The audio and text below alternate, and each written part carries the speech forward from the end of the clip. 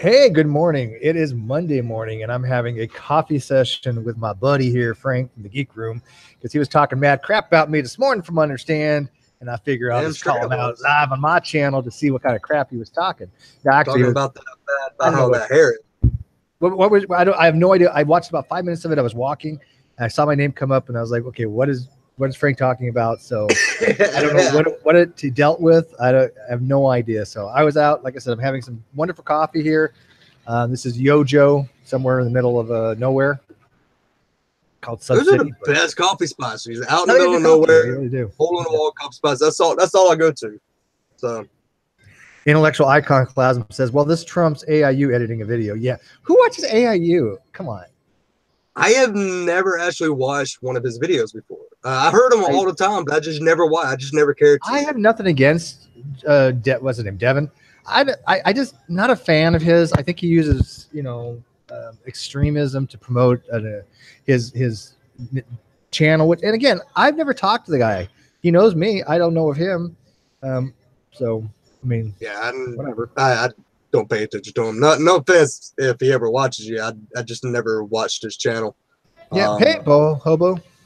Oh, I gotta give you Whoa! mods over. I gotta give Bo mods over here. Yeah. Let's see. Okay, there we go. No, So, well, anyways, what was going on, man? You saw. So, I have a feeling it had to do a lot with the fact we were on Drunken Peasants the other night for the me the second time, Kyle the third time, and then G-Man decided to show up the very next day, surprise, on the Ultra Perspective.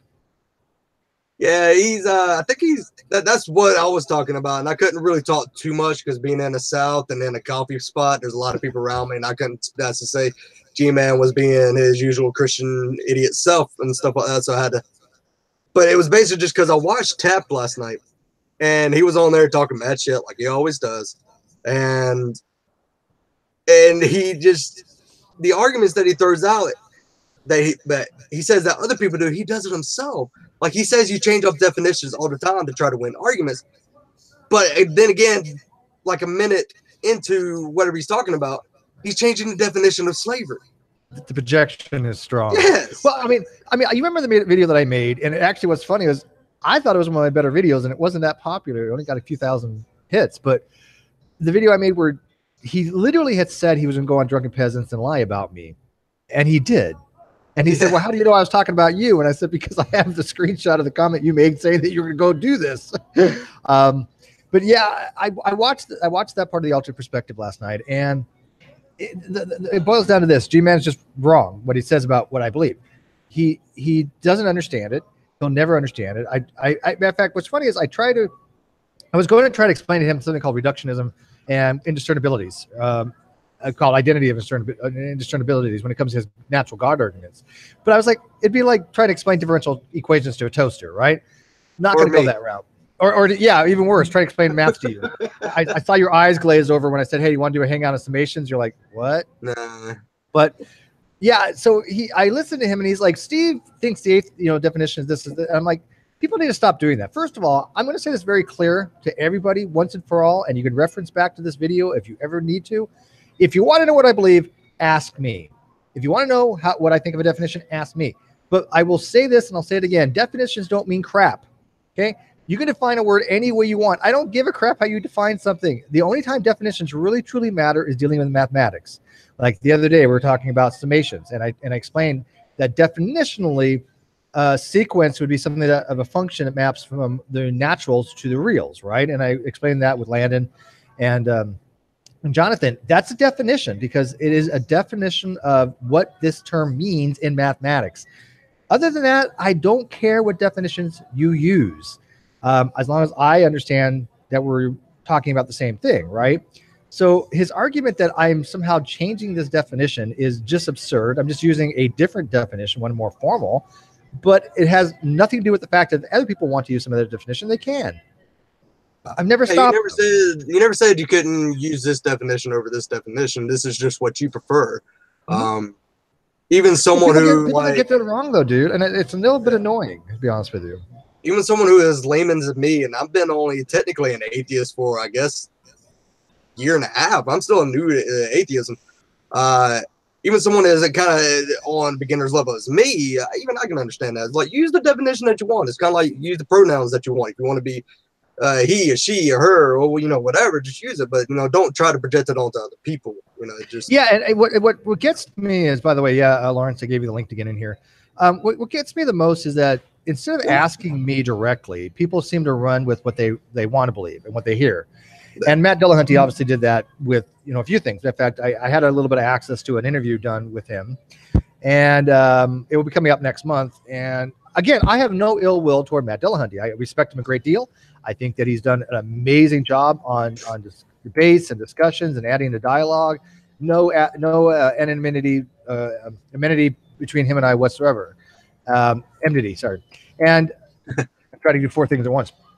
But there's this weird narrative that if you don't use the definitions that I prefer, you're not an atheist. And I've never, ever, ever, ever, ever in any hangout, in any of the 1,000 videos I have, ever said that. And I wish people would stop putting those words in my mouth. If you do not believe in God, you're a fucking atheist, period. End of story. Because that's a colloquial sensu lato definitions. I don't personally use those definitions, but I've never said that a certain person can't. And I've never said that doesn't make you an atheist, ever. So the people that are saying that, they're outright lying. I challenge any of them to find in any time where I've said otherwise, because they won't, in writing, blog, or video. And you can do it on our show, because it's a shit show anyway. So, yeah, Odie, and you can get a link here in a second. But it's weird because he tried to pull that whole thing on Animancer last night. He was like, "What? Why are you atheist?" And Animancer says, "Because I just don't believe in a God." So you're not an atheist because you said you didn't believe in all gods. It's like, well, if you don't believe in one God, you don't really believe in the other gods. So again, he's trying to change. I don't even know what that even means. Look, no matter how you look at it, all atheists do not have a God belief, period. Every single one, no matter what definition you use. One thing they do have in common, which is true, is they do not have a God belief, right? But same thing's true with a theological cognitivist. Same thing's true with an apatheist. Same thing's true with a agnostic. Same thing's true with an ichtheist. All those lack a quote-unquote belief, which I hate that expression, but they all don't believe in a God. So it makes no sense to me to say, well, all atheists don't have a God belief. Well, so what? No, all agnostics don't have a God belief either. But his thing is, if you can say that you believe that some gods don't exist. For example, like I believe there isn't Thor, and I could be just ambivalent towards some other gods. I'm still agnostic, even though I've said these particular gods I have a belief do not exist, because it's kind of like an all or nothing. If you believe one God exists, at least one, you're a theist. Simple as that. And I'm not a theist. It was a very fun show, and I wish I could have went on it, but I couldn't get off of work. Well, I know they were going to invite me, but I didn't. I was doing my show at the time, obviously. So I actually can't wait for that show for you, D-Man, on Drunken Peasants. Yeah, no, I said I would do it. I know Ben really likes having us on, and I really like talking to Fridge, by the way. Yeah. Well, we'll be able to get to do that sometime in January after our 2 weeks off, so we'll be on Drunken Peasants pretty soon also. So yes, but I've noticed they've invited you guys on a few times, and I gotta admit, I'm thrilled to be a guest by them. I really enjoy talking to Billy. I know Ben likes to have us on, and it's fun. I'll be honest with you. I enjoy their conversations. It's just, who'd have thunk we'd be on Drunken Peasants years ago, right? Exactly. Yeah. So anyways, I just want to put it out there for the people that watched the Altered Perspective last night with G-Man and Ben. And by the way, Pimp Monk was on it too. And even Pimp Monk was going, "Are you sure that Steve believes this?"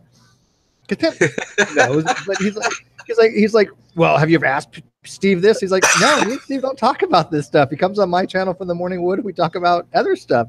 I don't know why G-Man thinks that the entire conversations have to be about, theology. It doesn't. It's like our show, the Altered Perspective and Drunken Peasants.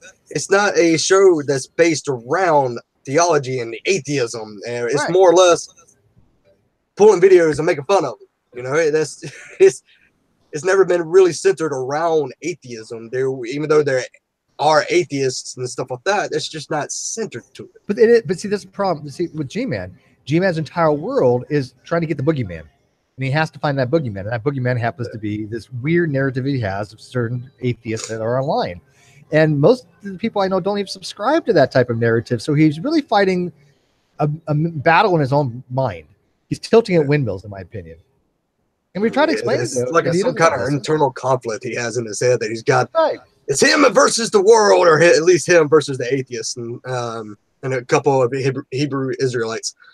But it's, again, I mean, it's just because we are atheists and we don't have we don't believe in a God, doesn't mean the channel, even though we did put Atheist Comedy Show, I even took that off because I don't want that to be confined to us. I want us to branch out as a comedy show. It doesn't like that doesn't hold us down to an atheist thing. We're much more than that. We're just ripping videos. Shit. Yeah, well, I've always said that. Look, if you have a niche, that's fine. But most of the niche atheist channels, yeah, they do well. But most of them historically have not stuck around very long to get past a certain point, right? I mean, you've seen that with Dusty. You've seen that with Steve Shives. You've seen it with the old schoolers. Now, I don't know how the new schoolers might work out. I know Mr. Atheist is doing really well. Brilliant job to Jimmy. I know Holy Kool-Aid does a brilliant job. Godless Engineer is doing a wonderful job. So, I mean, these people are very successful. I personally couldn't have a channel just dedicated to the promotion of an ideological thing. That's it. Well, even Godless Engineer is ideology. What? Yeah, even Godless Engineer is not solely focused on atheism. He does flat Earth stuff. So, you know, it's even some atheist channels don't solely focus on atheism. They branch out to other stuff. So, I mean, well, I mean, look at my channel. I mean, the other day I'm doing a math presentation on summations, right? Or I've done different. Well, I didn't really do one on different Q, but I've done one on at least Calc 2, like Taylor's series. And so I don't want my channel to be focused just on things like debunking creationism or debunking flat Earth. I want something educational on it as well. Now, those videos, don't get me wrong, they don't get as many views. And this narrative that I'm doing things for views is only a partial truth. We all do things for views, but I don't do things for only views. I do things because I want to do them. I have tons of videos just because I wanted to make them. Won't make a dime off of them. I couldn't care less. I mean, Steve, to be honest, like I've always said this, that like I think you were probably meant to be a teacher. Like, I don't know why. I think you're pretty decent at breaking stuff down. So even dumbasses like myself could understand them. I appreciate that. I think the reason being is when I was learning this stuff, I know the pitfalls that I had, right? And I know that it was not being explained to me in a way that made a lot of sense. And I kind of just wish they could. When I do something either on the Non Sequitur show or a math channel or whatever, what I'm doing in my mind is how am I going to explain to somebody who doesn't really know about this in a way that makes sense, as if I would have wished they would have explained it to me this way. I mean, to be fair, because like math to most people is like being blindfolded and being kicked in the nuts by a bunch of random people. That's essentially what it is. And if you don't use math, then it's not going to do you that much good. Now, I had to take a lot of math, but I'm nowhere near proficient at it. That's why I brought 2 experts on. That's the beauty of my channel. I know so many people that are experts that I can get people that are PhDs or equivalent to come in and check me. And I'm completely fine with that. If you did watch the video yesterday, Landon and Jonathan, they were myopic, but they were right. And they said, I think you need to fix this or minor issue here. But it was math, right? So it wasn't like I could sit there and go, "Wow, these guys don't know what the hell they're talking about," or "They're wrong." It was, "Oh crap, yeah, they're right," because I knew the concepts. I'm sorry, yeah, but I want to see the debate go down between Landon Knoll and G-Man. That would make the fucking internet What possible explode. good could come from that? You're dealing with like the most opposite ends of the spectrum. Landon is like literally, and I'm not even being hyperbolic. He's literally one of the smartest men on the planet. Oh yeah. I mean, the guy had 2 world records when he was 18. The other guy is literally one of the dumbest people on the planet. So there's such a I don't think it would serve there. any purpose but to entertain us, Drunken Peasant fans, and Pimp My fans. That's the only thing. We can just kind of sit back and be like, this is funny as fuck. Watch him try to go against one of the smartest people in the world. I don't think it has any other purpose but that. Because, again, he went against P.Z. Myers on my channel. And he told P.Z. Myers he knew more about biology than he does. Now he's going to talk. I know more about biology than Lawrence Krauss. First of all, Lawrence Krauss probably doesn't know a hell of a lot about biology. He's a physicist. But even still, I'm sure he knows epically more about biology than G-Man could ever hope to know.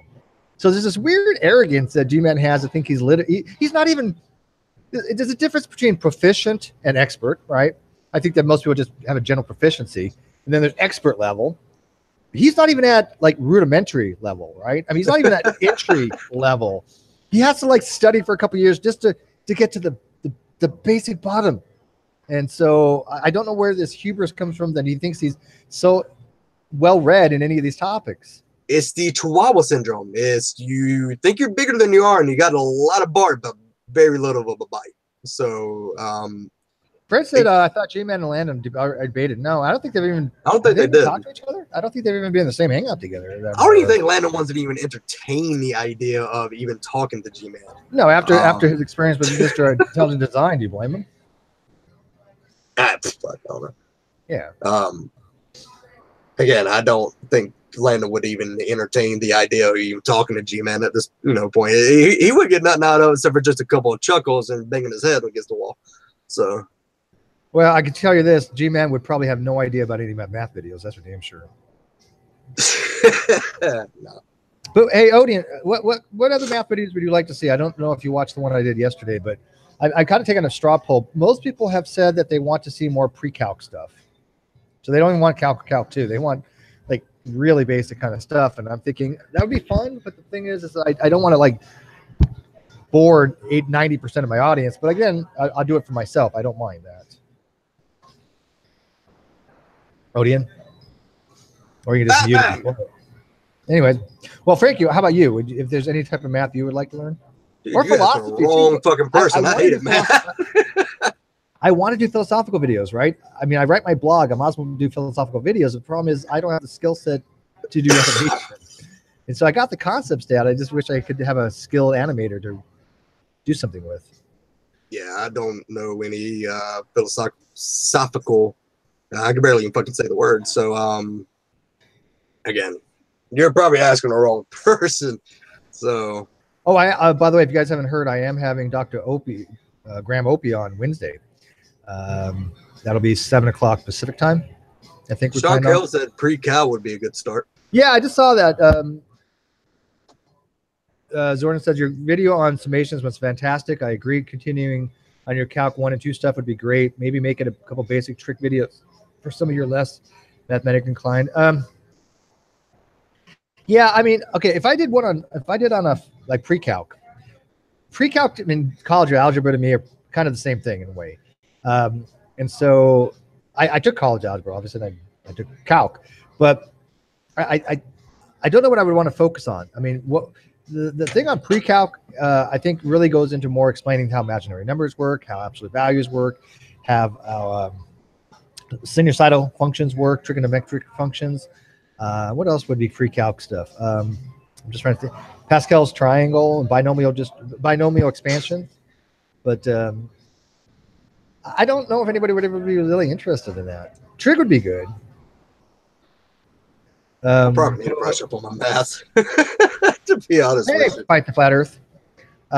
Bo says, what would G-Man and Landon even have a debate on? Fuck, I don't know.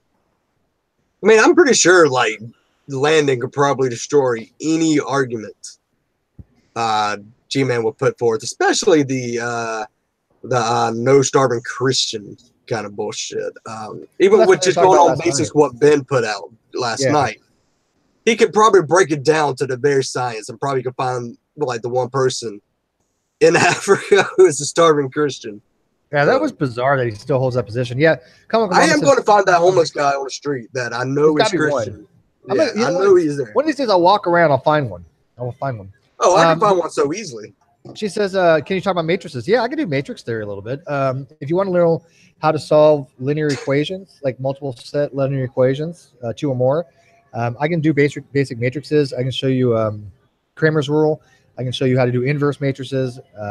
I would have to review a little bit on it, but yeah, I've done those. So if you want to learn basic matrix theory, that's college level algebra. We started that. So I'm sorry. Anytime you say matrix theory, I always go back to the interview with Brother Ernest when he's like, "Yes, I've seen the movie." Shit. Like, well, that was about as funny as at G-Man last night when they said Bush and no Bush. He's like, "Well, I didn't vote for either." Something like that. I was dying. Like I'm not the smartest guy in the world. Even I knew what the matrix theory was. I knew it wasn't a movie. I know it's a mathematical thing. Matrix theory is used for a lot of things, but the simplest thing matrix theory is used for is if you have a set of linear equations. If you know the coefficients of each expression in the linear equation, you can actually put that into a matrix and figure out what the linear equation actually solves for. So it's just basically a shorthand version of a linear equations, but you're just taking the coefficients and using certain rules in order to solve that matrix, and then you can use it for solving 2 or 3 system equations. There you go. Yeah, you can use elimination method, or you can use Gauss-Jordan, what's called Gauss-Jordan elimination. Yeah, I haven't looked at matrix in a long time, and no, I can't do eigenvalues. Once you start getting into eigenvalues and eigenstates, I'm already confused because those matrices are way beyond my ability to do. Sorry.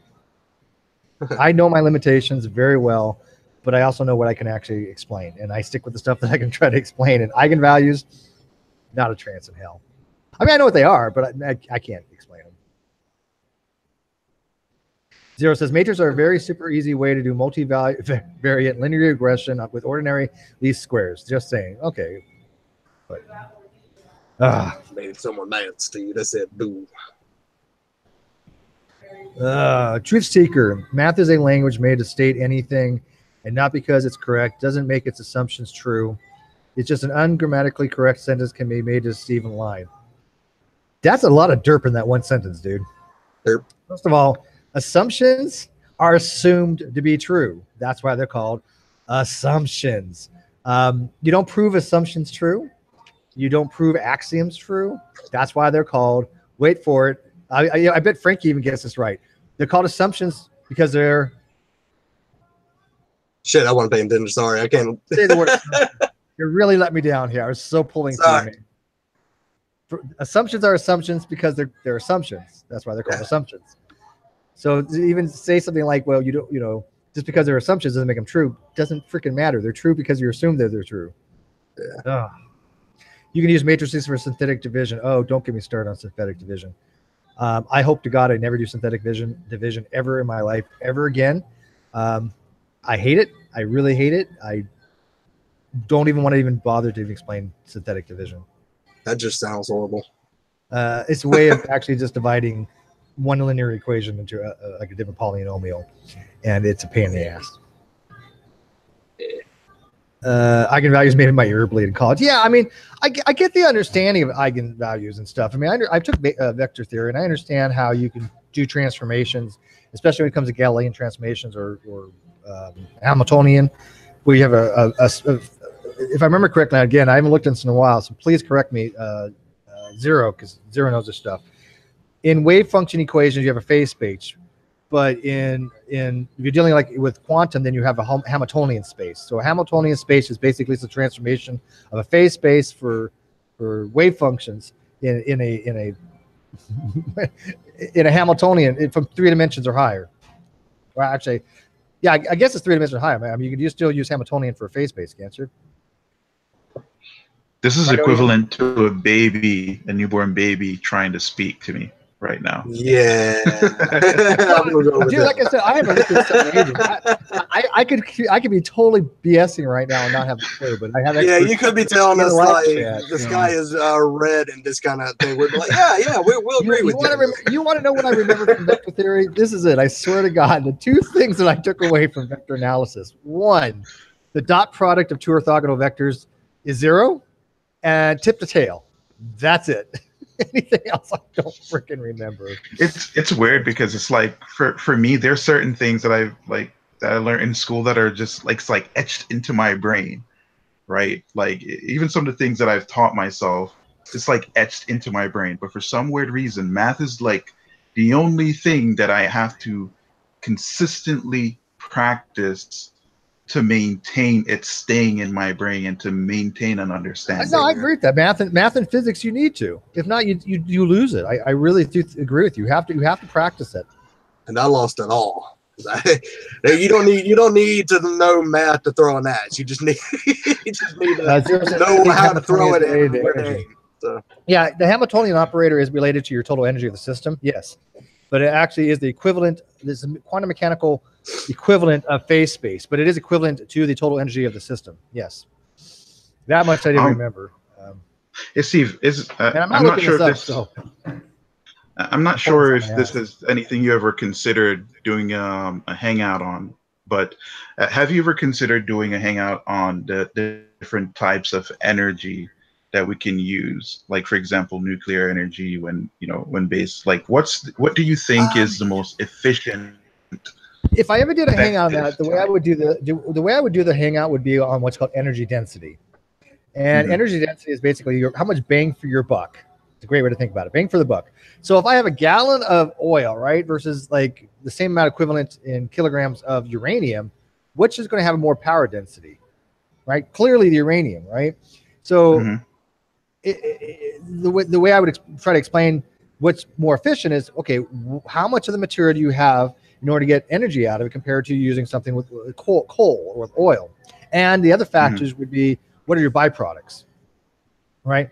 Okay. Uranium is pretty efficient, but if you calculated the amount of uranium needed for a single person over a lifetime, if I remember correctly, it's about 3 kilograms, but somebody needs to go look that up. But from years ago, it's a significant amount, but it's not untenable compared to how much fuel the average person uses in gas and oil, right? So Mhm. for me, particularly, nuclear fission is extremely cost effective because you get more bang for the buck because it's a higher power density and it's cheaper kilowatts, much cheaper kilowatt. What's the The buck? system, the bang for your buck, so it's cheaper. You get more power for the same amount of money.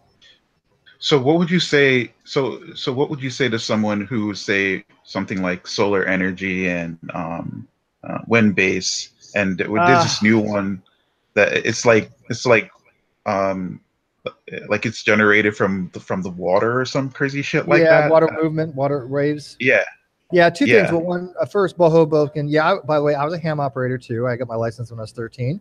My license number was KB6 HSZ. Yes, I was a licensed ham operator at 13. Um, but the problem with wind and solar is that they're very, very inefficient systems. You don't get a lot of bang for your buck for it because you need a very large size photocell, and you also need a very large size windmill, which, by the way, hate to break it, people, but those windmills kill birds. Hundreds, if not thousands, of birds a year die because of these windmills. There's a huge environmental factor with these things. But those things only, I think, if I remember correctly, is about 1% at most of the total grid electrical energy. So they're not supplying a huge amount of power. So it's renewable. Yeah, but you don't get a lot out of it. And for the amount of cost to put these things up, I just don't think it's very efficient. For a single home dweller, sure. But for a city, no. I don't know. I think it's something you can. I think it's something you should probably kind of do a set hangout, kind of doing the comparisons of these different types of energies. Well, I gotta Like, tell you, I think it'll be a good if you're a watch. level 1 or level 2 civilization, we want to harness, like a star using a Dyson sphere, or even better, harness the power of a black hole. We wouldn't have to worry about it. That would be. That would be pretty interesting.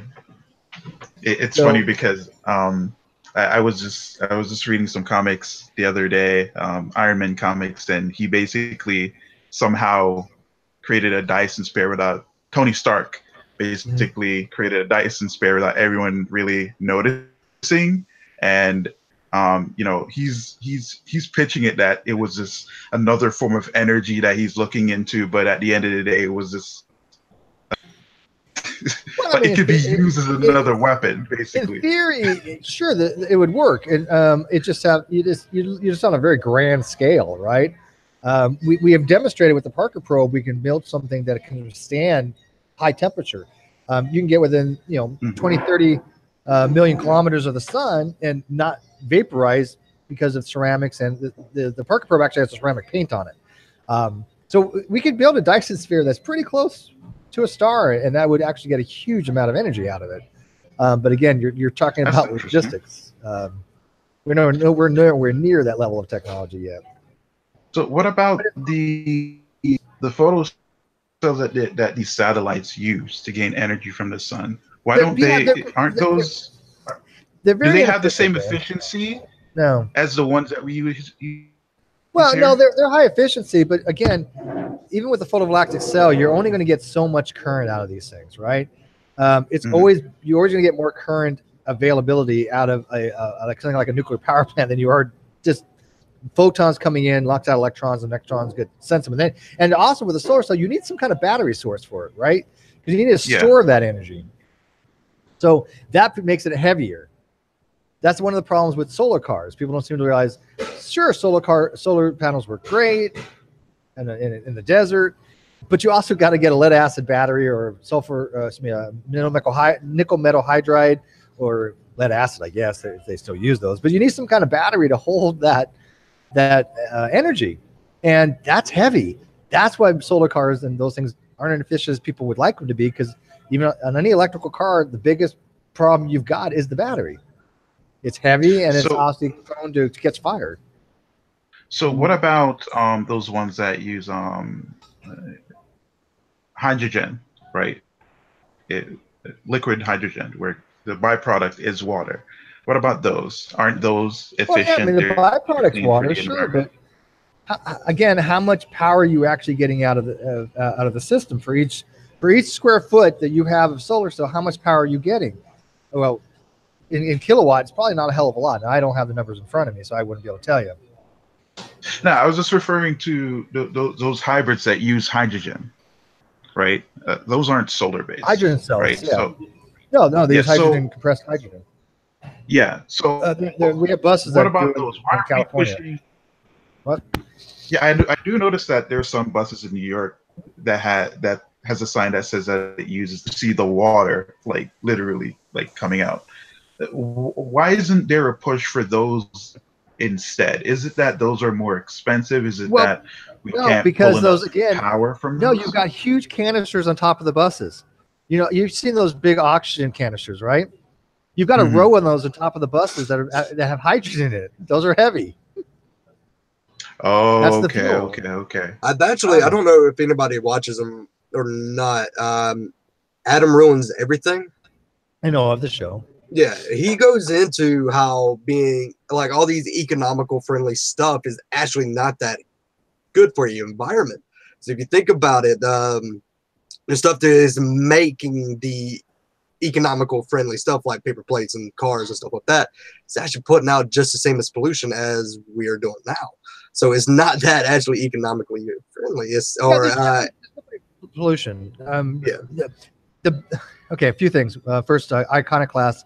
I don't know why we would explain to people what you're asking about, which is pretty simple. He says on a sphere, 3 right turns are going to get you back to where you started on a pole, which makes sense. If you got the North Pole and you're going down, go over, if you come back on a sphere, you end up where you started because it's curved. It's penis shaped. Get it right.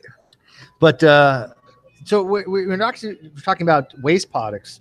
The 2 big things on nuclear reactors is one is your spent fuel rods. Okay, that's your biggest amount of radiological concerns, because once those control rods are used, they are waste, and they have to be what's called encapsulated in glass, which is called vitrification, or buried, or both somehow. You have to do something with these rods.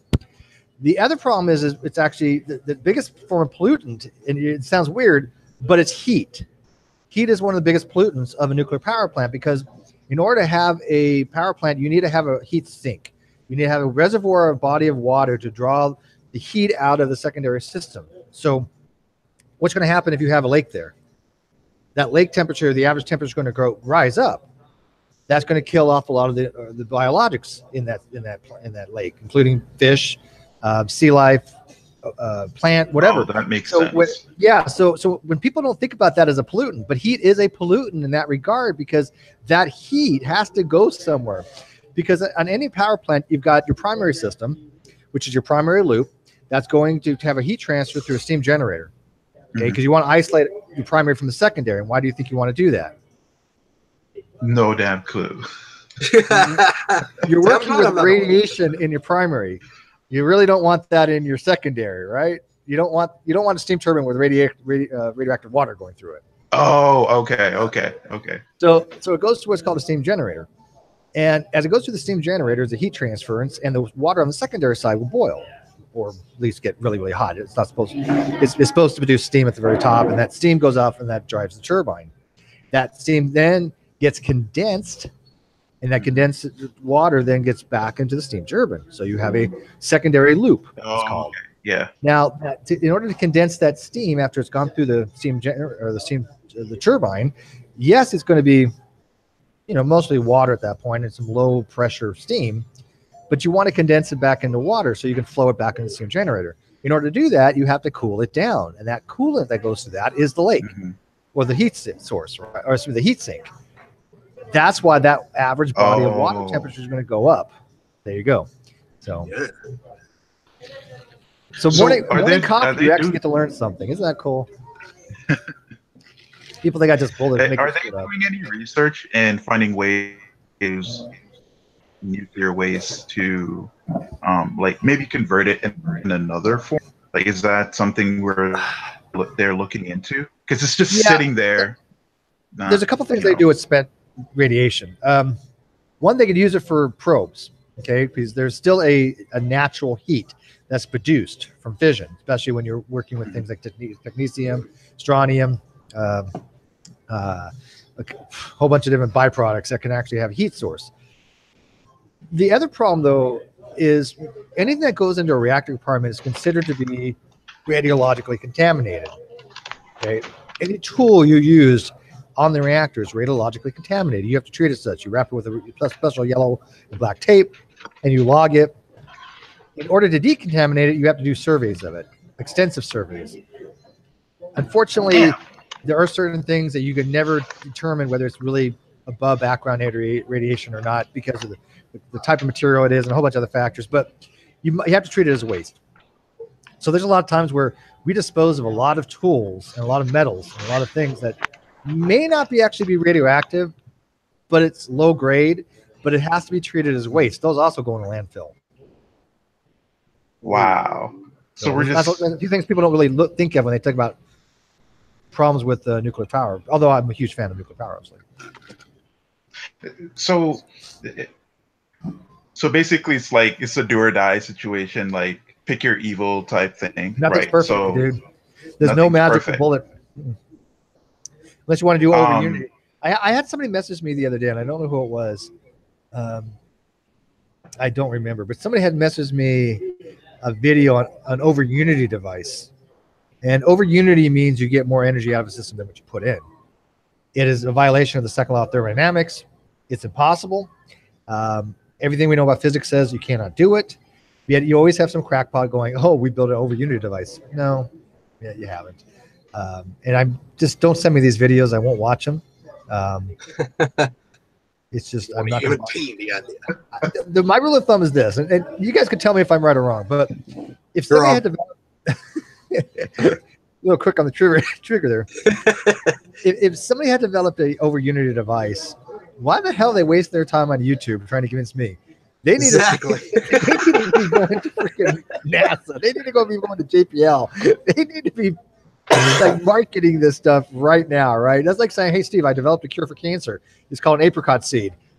Make me rich." That's why anytime that someone's like says, "Yeah, this guy has found the cure or has done something that's great," I was like, "All right, let's just send me some evidence." They'll send me a YouTube video of that person's YouTube channel. I'm like, you automatically discredit it because if he actually did created a cure for cancer or what you just said, he wouldn't be on fucking YouTube. Yeah, about it. He'd be actually out there getting this funded and getting it off the ground. He wouldn't be on YouTube bitching. So, Johnny Drive by Peace Prize Johnny or something. Johnny says, "I don't know why geothermal isn't talked about." Yeah, dude, I'm a big fan of geothermal energy. Geothermal is the way to go. I think it's inexhaustible. The amount of energy you're drawing out of the earth is not going to affect the temperature of the earth, no matter how much we take out. It's just negligible compared to the heat. And how would that work though? Like, well, first of all, what is the main source of heat from the earth? What do you think it is? I mean, I think it's the heat that comes from the center of the earth. I mean, it's actually the most of the heat from the Earth is caused from radiological decay, mostly of uranium, some thorium. really? Believe it or not, that is the primary heat from the Earth is due to radiation because of decay. So there's so much of it in the Earth that there's no possible way as a human civilization that we're going to really be able to exhaust that. So, so Yellowstone would be good find too. a way to efficiently tap into that. What's that? We just need to find a way to efficiently tap into it, basically. Yeah, exactly. Safe, efficient. Now we've drilled down quite a bit. I think the record for the biggest borehole is about what? I think they went down like 13 miles or some ridiculous amount. Doesn't Russia have the record? Russia had one borehole. They capped it off. But yeah, I think they could actually do something with that. And the other option, of course, would be thermonuclear fusion. They've had fusion reactors, and fusion reactors do work. The problem with the fusion reactors is one, you have to make sure that you don't lose containment because you're trying to have a very high temperature. In order to have fusion, you have to have very, very high temperatures, and any types of magnetic flux that's not going to be a perfect magnetic flux can cause a loss of that magnetic flux in that particular area. And what's going to happen is you have the plasma come out. Not a good thing, right? So you got to make sure you have very good magnetic containment. And the other thing is you got to make sure that you have it. Well, how should I say? There's two ways to make two popular ways of fusion. One is called the tokamak, where you have magnetic fields in a toroidal type, and the other way is called a nova, where you have lasers pointing at it. That sounds awesome. Sean Carroll says the tokamak is basically a toroidal star. Yeah, that's basically kind of what it is. It's basically a figure eight, and they're running high temperature plasma, which is another state of matter, through that. And out of that, when you have hydrogen, and those hydrogen atoms will combine. Upon combining, they actually produce energy. If you look at a binding curve, on the low end of the binding curve, hydrogen, helium, those kind of things on this side of iron will generally give you energy if you fuse them together. At iron, I think it's iron, I'm going to say iron 50, but I'm probably wrong. But at some point on the iron, it takes more energy to fuse them than what you get out of it. Higher than that, then it starts to be the opposite. When you break the atom apart, you get energy out of it. And the reason for that is a mass defect. If you were to take a proton and neutron and measure them individually, you're going to get a specific value, right? We know how much a proton weighs. We know how much a neutron weighs. The weird thing about nuclear physics is that when you put them together, they don't weigh as much as they do separately. What? Now this is counterintuitive to people that only think at a macro level. You think if you got one basketball and it weighs a pound or whatever. I got another basketball and it weighs a pound. I have no idea, by the way, how much a basketball weighs. I don't play basketball. I'm gonna go with a pound, a couple pounds, 2 pounds, a pound. I have no idea really. Somebody look it up. Around that. Okay, we'll call it a pound. So if you take a basketball and I put them together, I got 2 pounds, right? Mm. Yeah, it doesn't work that way in nuclear physics. Some of the energy that's going into the nucleus of the atom is going into holding that atom together. It's part of the secondary force of the strong nuclear force.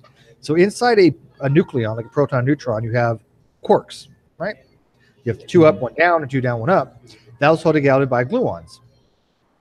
That is called the strong nuclear force. It's a very, very small range for the strong nuclear force. In other words, it doesn't have any influence beyond. I mean, it's just a very microscopic value, and that's about the size of the nucleon itself, but just a little bit further. And because it's a little bit further than the actual size of the nucleon itself, the secondary effect of that strong nuclear force is actually what holds that nucleus together. Because think about this, Odian. Have you ever wondered this? Mm-hmm. How is it when you have like hydrogen or helium, you have 2 protons and 2 neutrons, right? Right? Yeah. 1 proton's hydrogen. 2 protons is helium, and that's usually helium-4, which is helium 2 protons, 2 neutrons. Now think about this. Protons are positively charged, right? Yeah. So how do you have 2 positively charged together in the atom? In the nucleus. Oh, now that I think about it, it doesn't make any sense. I never thought about it before you. He's like, this is too early. for this shit, Steve. Come on. Coffee rant. Like I said, people underestimate me. They think I'm dumb for some reason. I don't know. But okay, look, here's what's happening. What's happening is because that electrostatic charge that the protons are having is a significant value. But what's stronger is the strong nuclear force. So the secondary aspect of that strong nuclear force that extends beyond the sphere of the proton is enough to bind those protons together. So what keeps it together is that strong nuclear force. Now, energy equals mass times the speed of light squared, right? E equals mc squared. So part of the mass that's individual between the protons and neutrons, when you put them together, that's going into the energy of the system. So you're losing some mass by having what's called binding energy. That binding energy, the strong nuclear secondary force, is what holds the nucleus together. So when you split the atom, right, back in the 50s, they said, oh, we're splitting the atom. What you're doing is you're releasing that binding energy. You're separating these nucleons into the atoms to the constituent nucleons. And by doing so, you're liberating that binding energy. That binding energy then goes into either the fission fragments or vibration of the nucleons. So when they split apart, they're vibrating, right? They're still shaking. If you ever looked at an elastic collision between atoms, you'll actually stick an atom and an atom. They'll come together and they're like shaking and vibrating, and then it kind of feels. That's kind of what happens, but in reverse, right? So you have these fission fragments come out, or nucleons come out, depending on what's happening with the atom. Those are shaking. There's kinetic energy in that system. That kinetic energy is converted to the water by friction. That's why when you split the atom, that's why when you have that uranium-235 and you're splitting it, are you saying that's what's happening. So are you basically saying that there's there's technically no such thing as cold? There's only yeah, technically, yeah, there's something to be said for that. I feel like that's what you're saying. Here's the thing: there's no such thing as deceleration, right? In physics, if you really want to get technical, it's only negative acceleration. Acceleration is always something that is either a change in scalar, like your magnitude, or a change in vector. But you don't decelerate. You only accelerate in the opposite direction, right? So cold, what is cold? I mean, you can do it. Maybe, okay, there's something called privatization. Again, when I have coffee or I have alcohol, I don't know why my brain just starts working better, but the privatization of good is the absence of evil in theology. Okay, so when somebody says what is good, it's the absence of evil. You may have heard theologians talk like that. That's called the privatization model, right? So cold may be considered to be the privatization of heat. But the problem I have with that is that in any thermal system, you cannot reach absolute zero. I mean, in fact, there are states that do go below absolute zero in some kind of way. So you actually have negative temperature, in which case you have. How is that even like because possible? Because temperature is measured by which way the heat is flowing. Heat has to be in motion. You can't store heat. So heat has to go from one higher concentration to the lower concentration. If the higher concentration, it could be at a lower temperature, but as a thermal energy, it can go the other way. And so when you're dealing with things at absolute zero and what's called Bose-Einstein constant, weird things happen, dude. Weird things happen. Huh. So yes, you can think of cold as the absence of heat, which is again privatization, but I don't like doing that personally. But this is when you actually get a PhD physicist, not me in here. So people probably look at you I'm cold. You're not cold. You can always ask G-Man if this confuses you.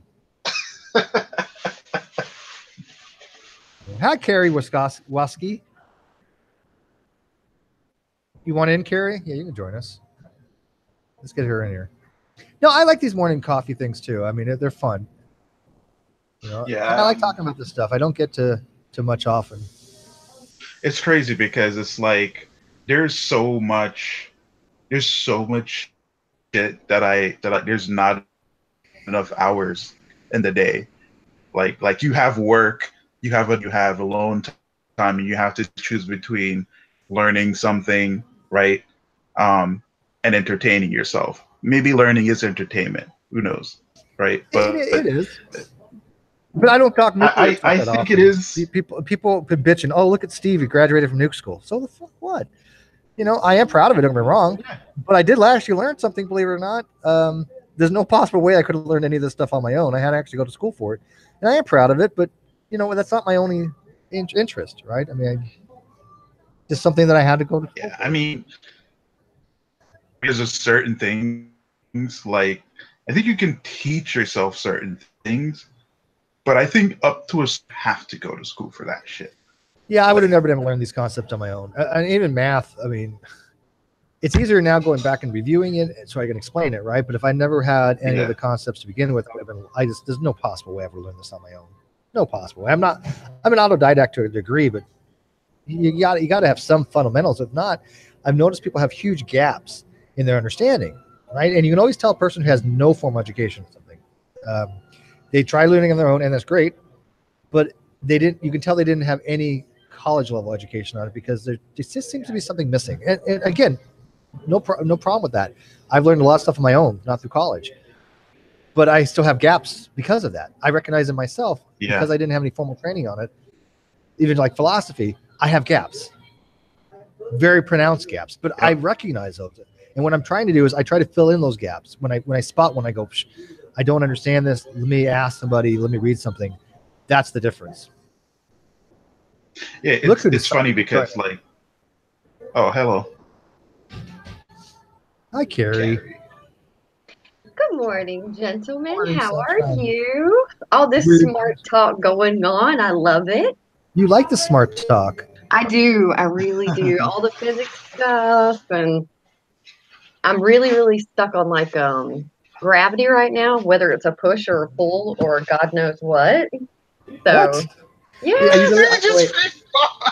Okay, first of all, I'm going to need more coffee to get through this one. Okay,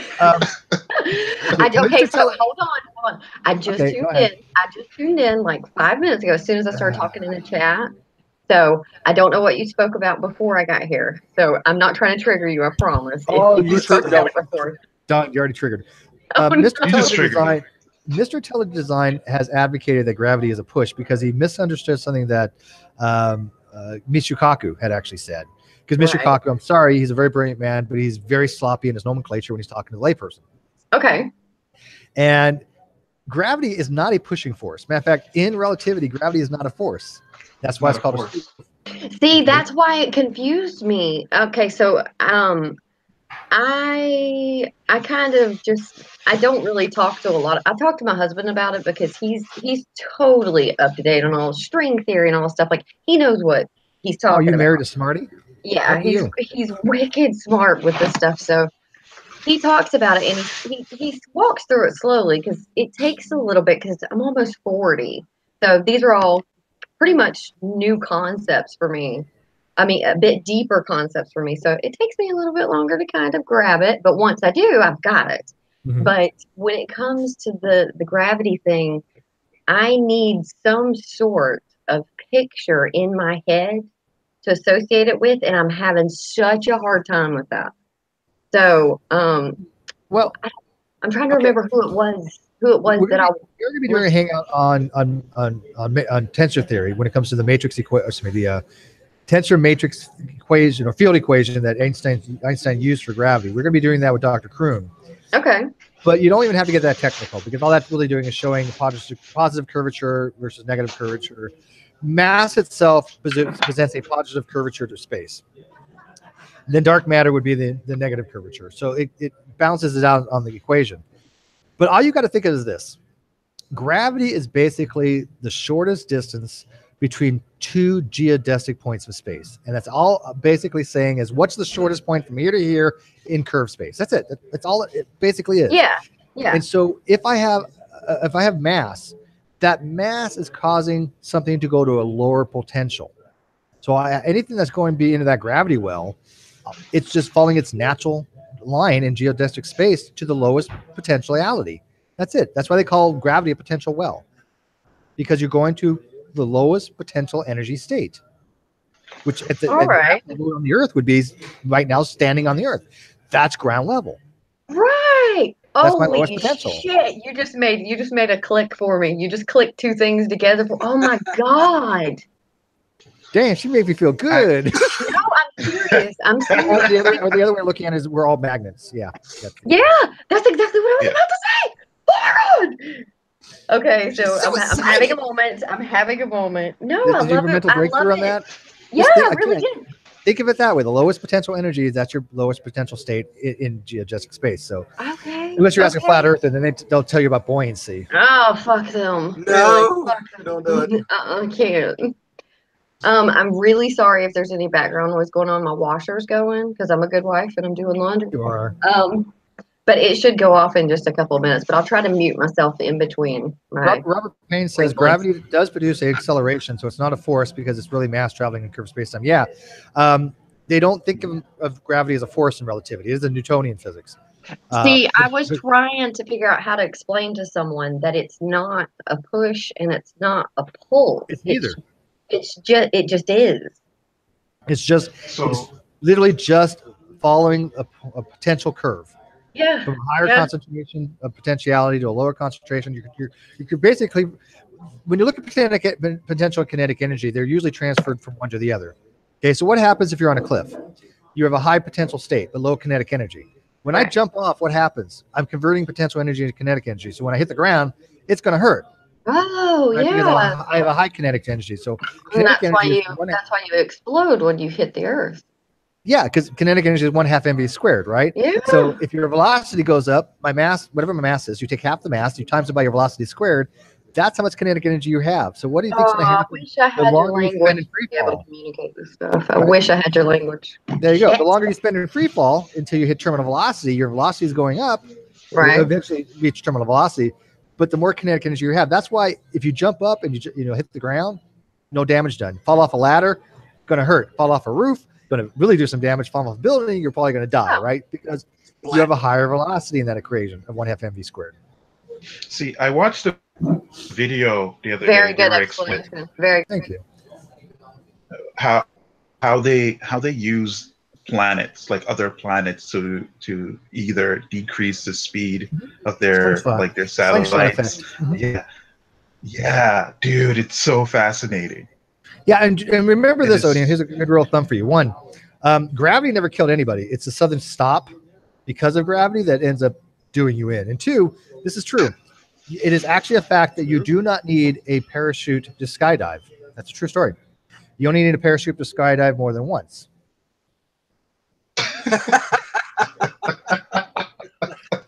Just saying. I'd like to be factual. You know me. I correct information. Dad joke if I ever heard one. That's a pretty good dad joke. But it's true. I'm sure there's someone out there who's like, nerds. All right. I get so much crap for being a pendant, and I'm like, I'm not really a pendant. What I am is I just like to be true. I just like to have factual things. That's it. I know it may come across as being pedantic, but it's not. It's just I don't know. It gives your little brain that little kick that makes you happy, and so you just keep coming back to it. So It does. I think there's completely biologics there. I think. Look at the adorable little smile on your furry face right now. It is wonderful. You're right. I'm going to agree with you. Actually. I do get a dopamine rush, which by the way reminds me, Carrie. I'm trying to arrange a hangout on DMT. And I think this will be fascinating on hallucinogenics, psychotropics.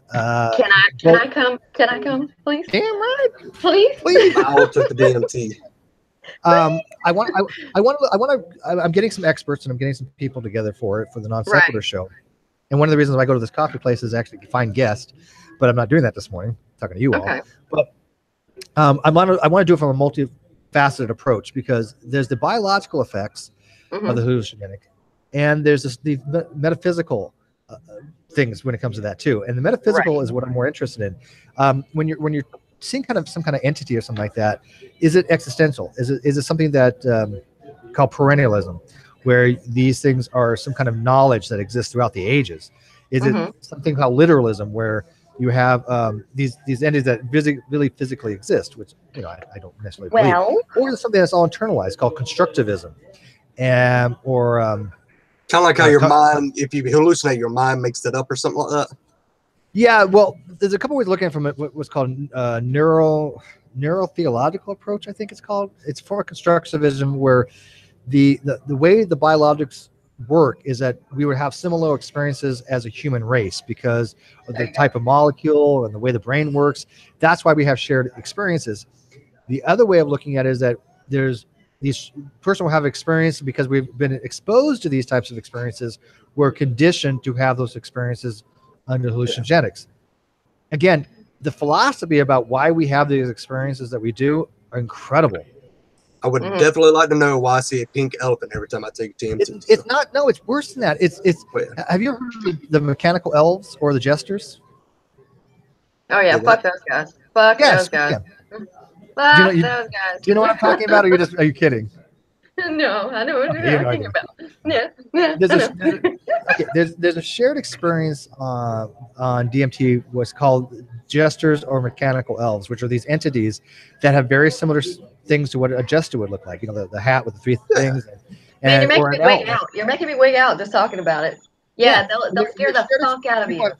People have had these experiences with this very similar type of entity, and a kaleidoscope and things that you would expect from like a Brahma mystic, I think it's called, or what's the name of the religion where they have the flowers, like the geometric shapes. I can't remember what it starts with. It starts with an M, I think. They're called. I think I've done too many drugs. I can't remember. Yeah, I'm not done. Well, you know, I know what's new to me. They're I've just never done like any of those like drugs before. I don't do any form of drugs, so like all this stuff is like super different. Have you ever had any kind of a traumatic or a near-death experience? Have you ever like got in a car accident where your life flashes before your eyes? Well, they think almost died like 5 times. No, they actually think that's because of DMT, because DMT is endogenous. We do have DMT in the mind. They think it's from the pineal gland, but there's a lot of research still on there. And I can't. Yeah, I wish all I was gonna say is it's kind of a similar experience where it's just like boom, and you're there, and then you're not. So the chat's saying Hare Krishnas. Not Hare Krishnas. No, they're not Janus. No, I'm trying to think of the name of the actual symbol. It's a geometric symbol of a flower. It's just with an M, and for some reason I'm just drawing a blank. Mooney? No. The type of geometric shape that it is. Oh, okay. I thought you were talking about the Fibonacci. No, it's not Fibonacci. Fibonacci is a sequence. I'm thinking of that's what I'm thinking of sequences. I don't know. I'm not sure. Yeah. It doesn't matter. I would definitely be interested in coming and having a chat like that, especially if there's going to be some people there that like actually are studying it, like the actual scientists and that, not just bullshit.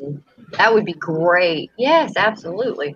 I have mine hasn't ever been for recreational. It's been to try to kind of help myself because of my prior addictions and stuff like that, trying to do a brain reset of some sort. I'm still working. That's what I'd be interested in. Still working on it. But yes, the mandala, by the way. Thank you, people. The outside chat got it right. Yes, mandala. That was the word I was thinking. There you go. Okay. They're smart people everywhere. Hey, my audience is smart. Let's put it this way. I don't have a lot of dumb followers. And by the way, if you don't know how many dumb followers I have, then you're probably better off, because there are a few, and I'm not going to mention them, but they do exist. They there's not one there this morning, so that's all that matters. If you're in my live chat now, you're not a dumb one, but there are a few. I can't help it. Yeah, that would be interesting. But I didn't do it just to get fucked up or anything like that. Like, it wasn't for those reasons. So well, no, I would do it for experimental reasons. Because somebody had pointed out the DMT is called the spirit molecule, and it does have a lot of Fibonacci things. Oh, it takes you to meet Jesus, that's for sure. Yeah, but I've loosed. But I want to again. I'm so fascinated by philosophy that I want to experience something from a different filter, right? Because I do believe in base reality. Unfortunately, because we have perception filters, because we never actually see naive realism, we don't know what the hell that would even mean. We always see a map. We don't see the territory. And I'm fascinated by, if we change our perception, does it give us a different glimpse in what would be naive realism? I don't know. Because if you think about it, our brains are conditioned to see something the way it is because biology, right? Evolution. Mhm. But we all know that this is not exactly the way reality has to be. If you have, it could be a little bit brighter, maybe it could be a little bit dimmer. If we had just about more, if we had more cones in our eyes, we'd have, tetrachromography, where you have like, I think we have four different types of color for the cones, where you can see more hues than the average person, thousands of people, or thousands of different shades. What I find interesting is, right? so part of what I do in my job is I do a lot of graphics designing, and one of my, and this is crazy because my boss does it too. He's colorblind, interestingly, and my coworker, and he taught me about colors, and like, the small things that he taught me, like I never even thought about, but it's like once he taught me about those things, like I thought red was just red, and I just perceived red as just red. But once he taught me about the different ways of how colors can be presented on a monitor and stuff like that, right? And even how some of the colors, when they're like printing and stuff like that, all that stuff is actually taken into consideration. Because the way how I perceive red, let's say on my computer monitor, right, which is supposed to be like super color accurate, it's very different than the red that I see on, let's say, all of a sudden, right? Like the typical red T-shirt, right? So it's like the idea of color accuracy and stuff like that it's me now. But you're right. Well, you got to remember ways of presenting color: RGB versus like there's a whole bunch of a composite. But yeah, you're right. Like for example, in a charge coupled device for a camera, many of the colors are actually produced by elimination of other colors. They don't even have like a red filter or red sensor. What it does is it produces red by taking the negative of other colors. And so you can produce very cheap materials this way and very cheap cameras because they don't have a very specific charge coupled device for those wavelengths. They do it by mathematics and eliminations, which is not a pure way of doing it, right? And so you don't get the high quality you would from other types of color situations. And you're right. I've looked into that back in the day when I was using Blender for doing color corrections. That is one of the most complicated thing I've ever had to try to do in Blender. Yeah, trying to understand color corrections and saturations and to make it more naturalistic. It's freaking bizarre how complicated it really is. It's crazy because at first, when you started to explain it to me, it was basically you explaining nuclear physics to me. Like, I had no idea what he's telling me about the physics of it and all that stuff. I'm like, what's this? Any of this has to do with physics? Like, you know what I'm saying? But he started to dumb it down for me, and like, it kind of taught me the basics, and my mind is blown. I think a lot of things like that blow people's mind. If people that don't have experience with certain things and they've been introduced to it for the first time, they do get mind blown. They're like, "Wow, I never thought of it that way." Those are the type of reactions I love personally. Like when I'm explaining something to somebody and they have that aha moment, they're like, "Oh shit, I never thought about that way." That's when they start understanding the concept. Because I'm sorry, school sucks. A lot of times in school, they don't teach you the concepts. They get you in, they get you out, rote memorization. But I swear to God, I've seen people that have graduated high school that are dumber than a goddamn rock. And yet, I'm like, how did you make it through this? I sucked at high school, don't get me wrong, but I wasn't an idiot. School is just there to get, like I said, get you in, get you out. You know, God forbid you were like me and you were a troublemaker. They just wanted you in and out as quick as possible, so they just pushed everything. Yeah. Anyways, I'm gonna get some more coffee, so I'm gonna be back in a second. Frank, can you kind of take over for a minute? Nope. All right, sounds good. Thank you. I mean, I'll be back in like 5 minutes. I'm gonna go get some coffee. No problem. Yeah, your show's about to be a shit show, just to let you know. Now I don't know what to talk about. How do you go crazy. from talking what Steve does to what you want me to talk about? So I don't know. What does do you have the live chat up? Like maybe I got live chat up. the live chat can suggest something that we talk about. This color stuff is great. Like I have a Galaxy, the Galaxy Note 8, and I never really cared about, you know, the different like color mode, like or even the different types of screens and how they present these colors. And now like all these things are making a difference to me. Like understanding these, like at least the basics of these concepts, it's almost euphoric for me, right? Because now, like when I see things being presented on certain TVs and certain monitors, and I'm like, that's not accurate, right? Like, you know, even when we're like taking photos and stuff like that, we just kind of picture, think it looks good, but now, you know, what I thought looked good looks like shit.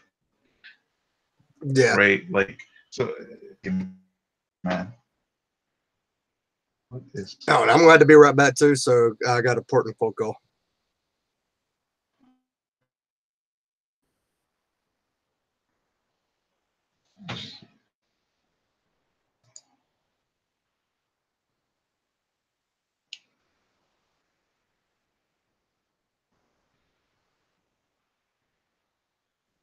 Okay, it wasn't an important phone call that I needed, but you know, it was good because it gives me more time on the show. So, yeah, I mean, to me, as long as it looks good, I don't care. I'm not all about the saturation and the color thing. I don't know how to. What y'all were talking about, I have no fucking clue how to do it. So, all I see is pretty color, like on my little thing right here, and I'm good. So. I feel you. I feel I'm there's simplistic. some things I just prefer to be very simple. Yeah. You know, so I would argue that in any way. I'm you know, I'm one of those. I have a ton of books. I'm more away. Like I like to learn new things. You know, the only new thing that I don't really want to learn as much is just math. Yeah, I love Steve, but I don't watch the math stuff. I've never been a math person, so to be a bit like it's jogged my memory, and I was like, oh shit, I remember that, and then I'll like practice I what 2 + 2 was. Shit. I remember that. Oh my god, wait a minute. We were just talking about calculus, and now you're asking what 2 + 2 is. Man, yeah.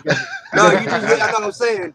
You help jog our memory, and now I remember what 2 + 2 is. You know, it's simple. It's 5. So, by the way, a snapshot of it: 2-bit black and white. Actually, you can do black and white in 1-bit.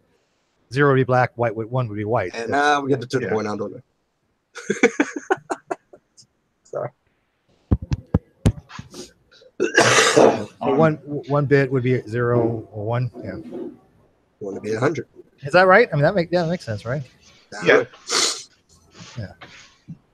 I will say though that I remember like one of my first hangouts. It was in one of your hangouts, Steve, and I think it was Sam and one other gentleman.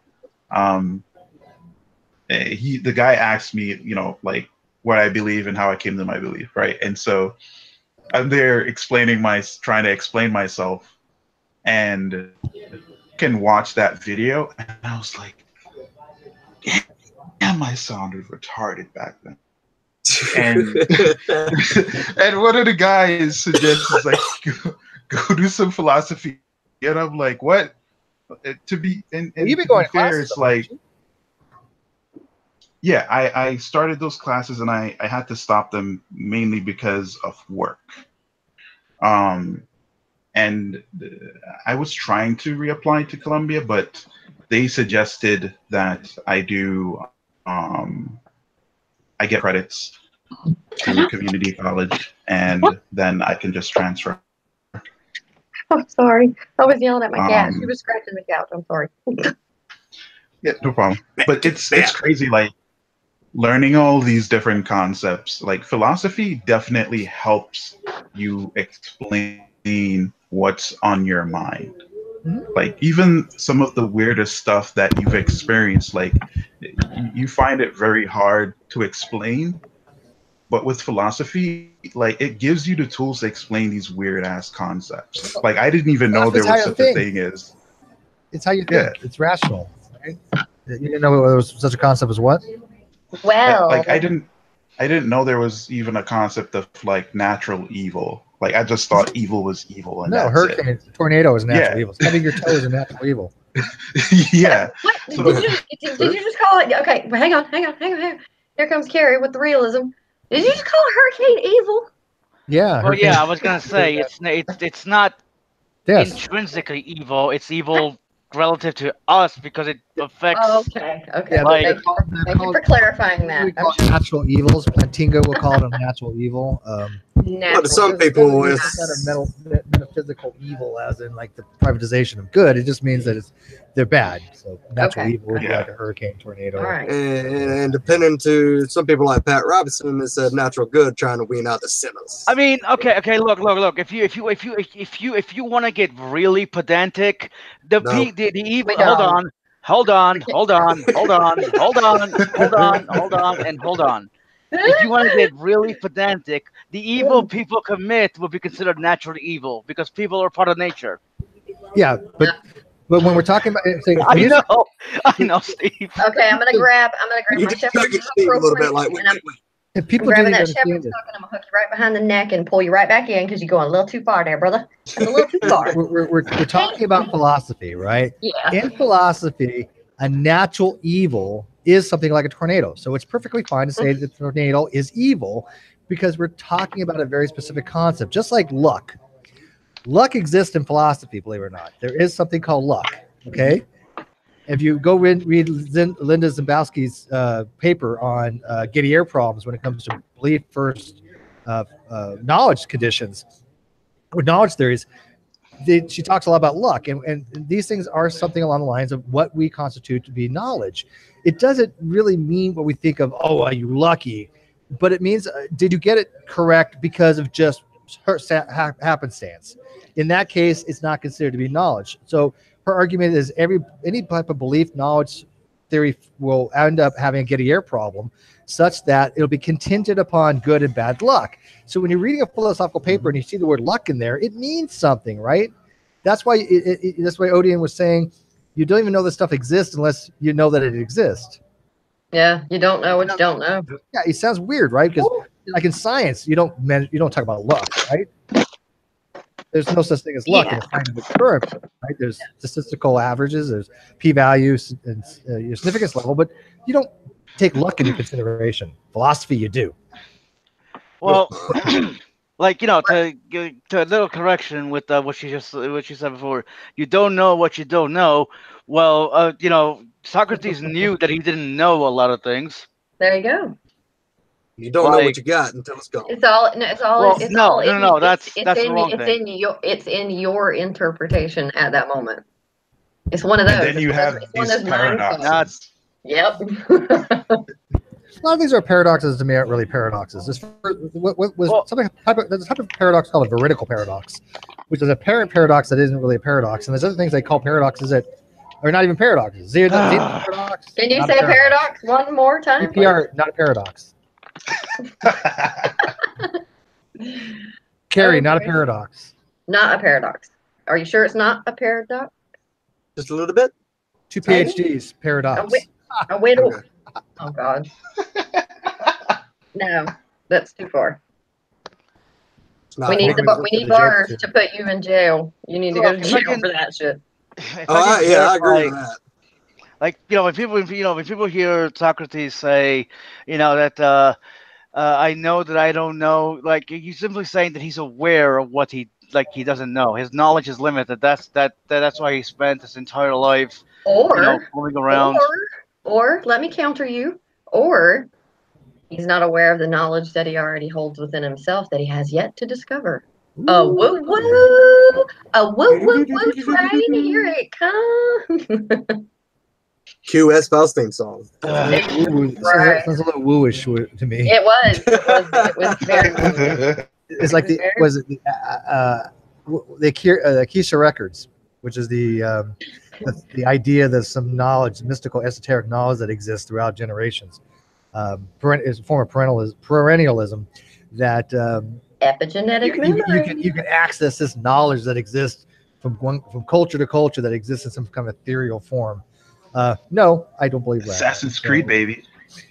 I don't believe that you can tap into some sort of like cultural knowledge. I do think in certain situations that your baser instincts and can be like instigated or triggered, I suppose. So there's a little bit of wiggle room there. But epigenetic memory, that's another thing that I've kind of been looking into lately as well. And that one's blowing my mind. I don't know enough about it just yet to talk about it with any sort of sense, but that's pretty fascinating. If anybody that's listening has never heard of that, check it out. It'll blow your mind. It's epigenetic memory. That's where a lot of people get the conversation about if you, let's say, if one of your ancestors received some sort of trauma, like, I don't know, 2 generations back or 3 generations back, their trauma will echo in your current existence. And all right, well, let me address that real quick. By the way, I people are messaging me left and right here. Donna Noble, by the way, there's got to be a Doctor Who reference. Donna Noble. Gotta be. I've never watched Doctor Who, so I don't know. You know what? You're a bad person. I'll back to that. But she says, to know what you know and to know what you don't know, that is real knowledge, by J.W. Goethe. And I think that's a wonderful statement, actually. I think that Goethe's right on that. And by the way, weird name, Goethe. That's how you pronounce his name's Goethe. But I agree with that. That German? Yeah, it's German. Goethe. I believe the correct German pronunciation, I have a German in the audience right now, is Goethe. I think that's how you pronounce his name. I'm pretty sure. But you gotta sound real aggressive if you're gonna speak German. Goethe. But so the epigenetic thing. There is epigenetic inheritance, right? That is true. Right. But there's a couple of problems that I kind of see with that. But it ain't going to be emotions. It's not going to be emotions. Yeah, epigenetic inheritance can go away after a generation or two. And most of it is because you have a methylization of a cysteine.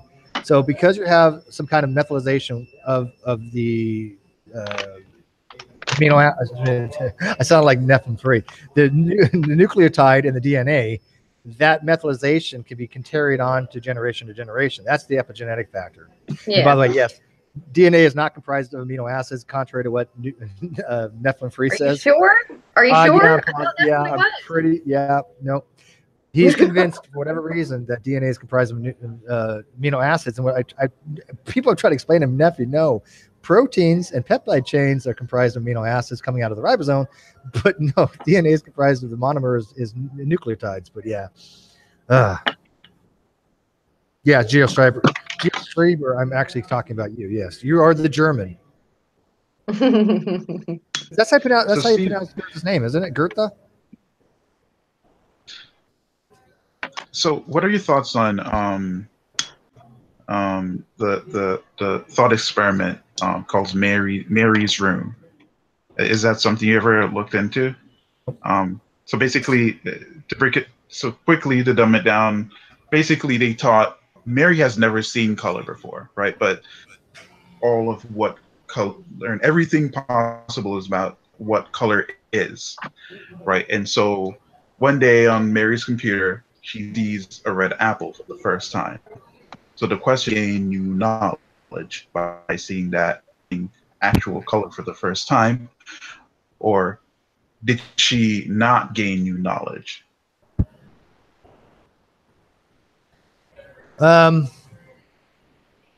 Well, she gained new knowledge. And the reason I would say this, there's many different theories of knowledge out there. The basic theories of knowledge all start with the proposition has to be true. The subject has to believe the proposition. And then there's a third condition, and sometimes even a fourth. But the third condition is either A, the person is justified, or there's a reliable produced belief. There's also something called truth tracking. And truth tracking goes into what's called a sensitivity condition, which gets into modal ontological possible worlds and this other bizarre stuff. But there's always going to be these conditions. So if she has never seen an apple before, and she sees an apple, she sees it's red, The color red. the color red, she's believing she's seeing a phenomenon, because I do believe that colors are phenomenal. I do hold the color of realism. So because she's believing she's having that phenomenal experience, that is what constitutes knowledge. So if the proposition is the apple is red, then for one, you have to pick your theory of truth, right? Correspondence theory. Let's go with that. So there's a corresponding fact of reality that the apple is red. The proposition is true. She believes that phenomenally, and she's justified to believe that because she's experienced it. So the experiential there. So I would consider that to be knowledge at that point, new knowledge, because she didn't have that belief before because she wasn't able to experience it. So how do you have knowledge of something if you don't have the experiential aspect of it? I think it follows with the definition that knowledge is justified true belief. So now she learned about what colors are, experience it, but now about basically what she's learned, right? Those are beliefs that she holds, even though she's never experienced color before. But now that she's experienced it, right, then now she knows what colors. Yeah. Well, she knows what red is. I don't know if she knows what what red is, or the color red is. Yeah, the color red. Yeah. Mm-hmm. So now she has knowledge of red. Yeah, I'm okay with that. Yeah, it's I don't know. There's some people who are saying that she didn't gain any new knowledge because if it's explained to her, right, then if everything about the concept or the color red is explained to her, then she's technically not getting any new knowledge. So, it's one of those weird, experiments that I've been looking into. I think it's very interesting. It is interesting. By the way, they're still fighting over how to pronounce Goethe in the live chat. Really? Again, Goethe might be the English version of the way to pronounce it. I don't know how to speak German. I never claimed to speak German. But in English, generally, I've ever heard that name pronounced is pronounced Goethe. But again, the actual Germans are going, no, Steve, that's wrong. Okay, well. I know very, very little German. I'm trying to learn more. So 9. There you go. 9. There's my German. There's one. Yeah, Geo Stleiber is a chemist. Stick with chemistry, man. By the way, we need to have a hangout with him on chemistry. Learn some basic chemistry. Wouldn't that be fun? No. Yeah, that'd be interesting. How to make DMT. Yes. Oh, actually, I know the concepts behind. Believe it or not, I actually do know the concepts of how you would go about kind of make DMT. And Geo Stleiber is the chemist. So this is for educational purposes, but only would it be? Yeah, sure. The way I think it is, from what I've read about it prior, DMT is found in certain kinds of plants, clearly, right? And so if you could break down the plant using some kind of lye or sodium hydroxide, it's a very caustic solution. And you break down the plant material, leaving just the DMT, then you put some kind of polar solvent in there. The DMT will actually separate out from that, and you can kind of take a pipette and take out the DMT and get it that way. So you need some kind of caustic agent like lye or sodium hydroxide, and then some kind of polar solvent, and you can make DMT. But that's as far as I looked into making it. So they're saying for educational purposes.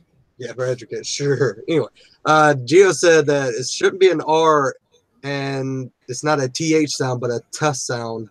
Yeah, someone also says no R, it's a EA sound. So it's that's Gita? How Americans pronounce it. Gita? Goethe. In the chat. Yeah, I've always that was Goethe. I got a question in the chat. You gator heads, be quiet long enough so I can read it out loud and maybe give it an answer. Then say Goethe all over and over again. Okay, Goethe. It says, I asked if anybody had any questions, and Stefan said, do you think evil actions require a sentient agent to produce them? Evil actions. Well, if you're talking about, I guess, living things, because earlier we were talking about like a hurricane could be a natural evil. Then, yeah, in that instance I do. But if it's a natural evil, then that, for me, that's a completely different category. So I wouldn't put the two things in the same category. You don't need an agent for a natural evil. That's why it's called a natural evil. Yeah. Natural. You don't need a special mind. Yeah. People love making these weird. People they love making these weird analogies. Well, if you have evil, you've got to have a mind. Stop doing this, people. Okay, I'm telling you right here now. If you think you have a solid argument for intelligent design in some way, you're probably going to be wrong. My advice, if anybody wants to start getting into philosophy, you need to start with knowing basic definitions of words, please. Because if we can't all start at the same basic definitions of words, then we're all fucked. That's all there is to it. Well, that's why don't say not I use all. more formal That is definitions. all of us to be fucked. But Carrie, look how much crap I get. Look how much crap I get because I use sensu stricto definitions for the most part. Now again, that's you like it. That's why you keep doing it. I really don't. You talk. Okay, so you want to use all of these big words and all this big terminology, and like one out of every 10 people is going to understand the terminology. So what do you want me to do? Like use monosyllabic words for you? No, not for me. I understand you. I know, and I know how to Google. And I know how to Google stuff. I'm not a whiner, but it's. You can't get mad at the dummies for being dummies because they don't realize they're fucking dummies. So Carrie, the rule of thumb is if you're too stupid to figure out how to Google, you shouldn't be bothering, right? Yeah, you can Google? Google the shit. I can Google. Google gets a lot of things wrong. Just do what Vaughn says. Google that shit. So make sure you're Googling at a reputable source. Yeah, I can't. Well. Don't be going to BuzzFeed or some dumb shit like that. If I explain something too well, I'm called a pedant or smug if I explain things too stupid. They're like, Steve's an idiot, so I can't win, man. I'm just me anymore. I don't care. As long as you make yourself smile and you're entertained, that's all that matters. Seriously. Then you got to find the people. Then you got to find the people to pull in who are entertained by your crazy as well. Hence why we're here. Yeah. We can tolerate you. I tell Steve that I stalk him online all the time. I have a few stalkers. I don't stalk him. You just stalk him online? I go to his house. See, Gio's popping into my timeline with crazy people. Gio's actually holy shit. Wait, what's like? Gio's actually started from scratch, as if you were actually going to make DMT from like the bare chemicals without even having it. Yeah, he's starting from scratch. I'm like, dude, I wouldn't even know where to begin. Really? Please. I want to see that. All right, let me write this down for educational purposes. Yeah. So what are your thoughts on this? Couple days ago, I was just gaming online with a couple buddies, and this weird thing just kind of popped up in my head. And so I asked them this question: if someone was to rid you of all of your sense, all the things that allows you to take in sensory data from your environment, capable of thought, and now my answer is yes to that question, right? I don't think thought is contingent upon your senses working. These guys are like, no, you can't think without your senses. And I'm like, what? So a position that like people hold, like, or am I like being misunderstood? So let me clarify. You don't need sensory input to think. Yeah, they said that you can't think without seeing, hearing, tasting, or feeling. You're gonna be deprived of sensory deprivation. Have you ever heard of Helen Keller? Yeah, I mean, you don't need sensory input is allows you to interact with your environment, but in order to have a thought, that's all internalized. Yeah. I don't see why you can sit here, you could close your eyes, hold your nose, and not speak out loud, and you could still think of the thought. Now the depth of that thought and the detail of that thought, now that could be limited depending on your sensory input, you know? Like So- someone who hasn't traveled a lot, they're going to Well, have you're definitely a lot you're gonna less have constraints, right? some stuff like that. You're gonna have a huge amount of constraints if you're limiting your sensory input. Yeah. So here's the other. So the other follow-up question that I asked was, if someone is born sensory input, can they still think? Yeah, but Yes. it would just be rudimentary. It would be rudimentary and very simple. Somebody had asked David McGinnis, hey buddy, he says deprivation tanks are great. Have you ever done a float? Not in a sensory deprivation, but I have done not a tank, but I have done my own form of sensory deprivations on multiple different occasions. I've actually have reached lucidity in a sensory deprivation situation probably at least 4 or 5 times. So you can do it, and I have broken through. It is a real thing. It does happen, completely legit. If you haven't experienced it, then I highly recommend it because you don't need any drugs for it, and you have the most weirdest. It's hard to even explain because when you're falling into that lucid state from a sensory deprivation situation, you actually can feel yourself going through this tunnel. You see this tunnel, and you know how in the movies you see something start off small and it kind of blows up at you like that. You know how that. Yes. Like, that's what it looks like. Like literally, that's what it looks like. And also, I need to do this. you see this full landscape. I've been on. I had like an actual feeling, like an actual a sense. I guess it almost felt it was. It's not like a pop.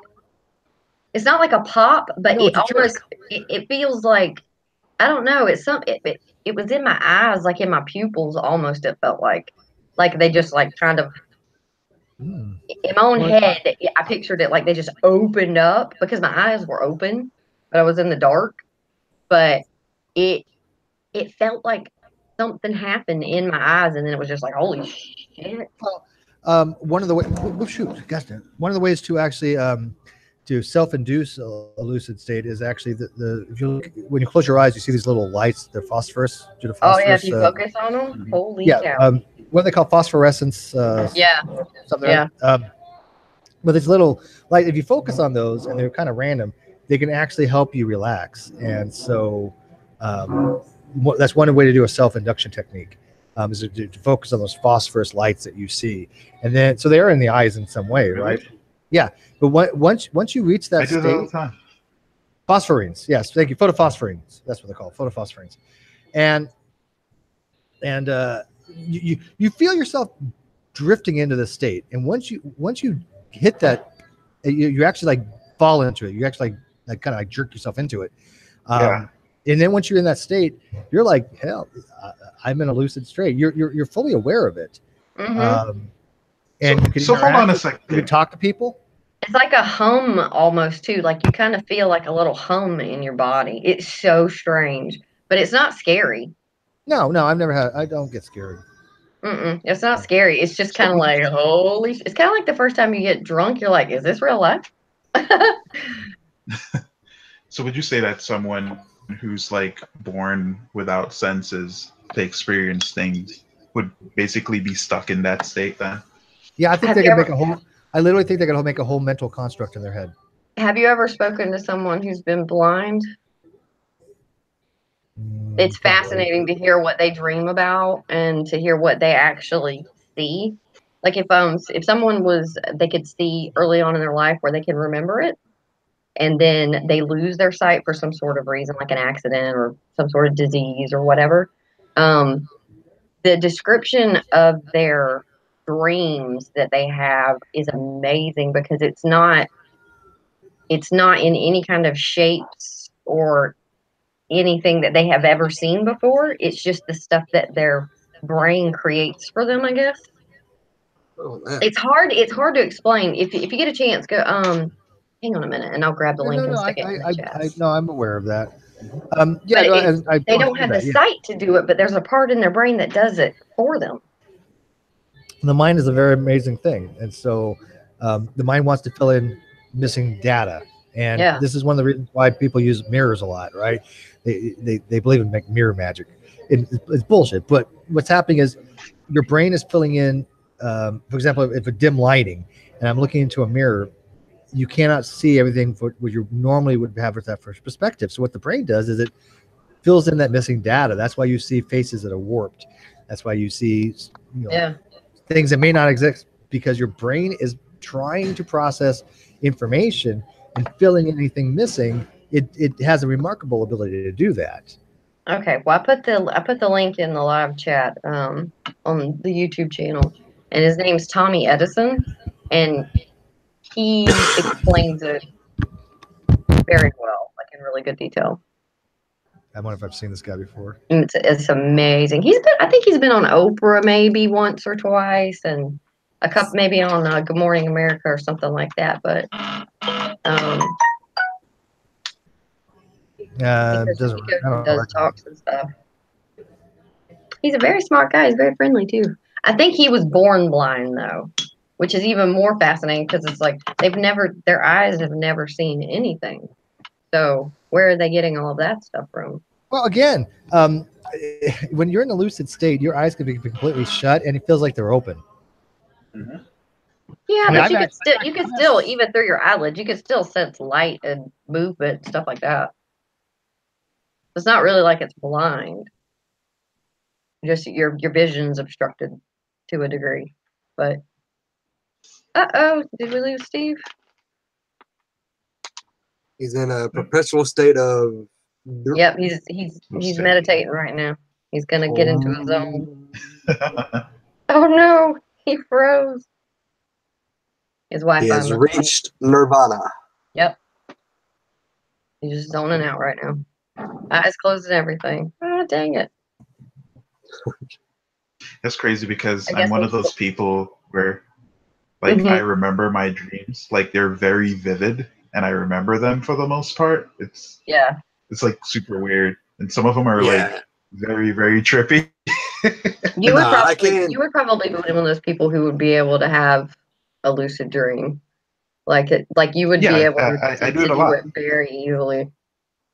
See, I can't take like chamomile tea or anything like that to go to sleep, because once it does, my dreams start becoming so real that I start acting them out in my sleep. So, oh no. Yeah. One night I was trying to fight an intruder in my house, and there was no one there.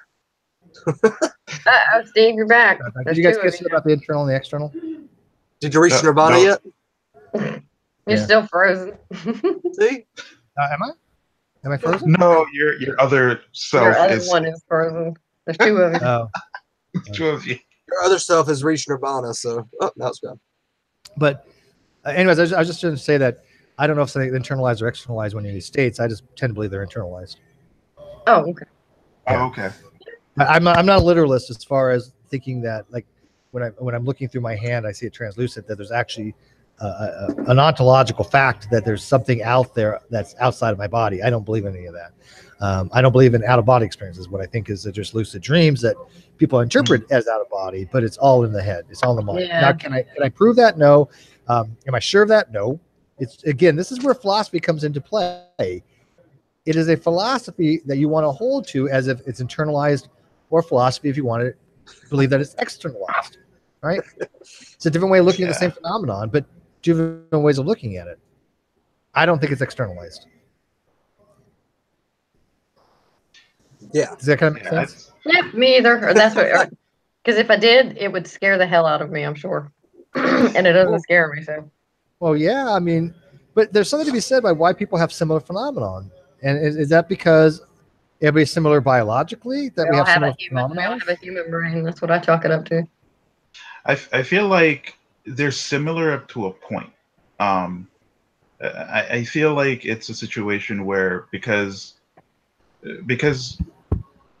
our brains are not literally wired the same, like we, even though we might experience the same things, they feel different because of the different wiring of our brains. Well, do they feel different, or are we reacting differently to different stimuli? Like that wiring that you're talking about?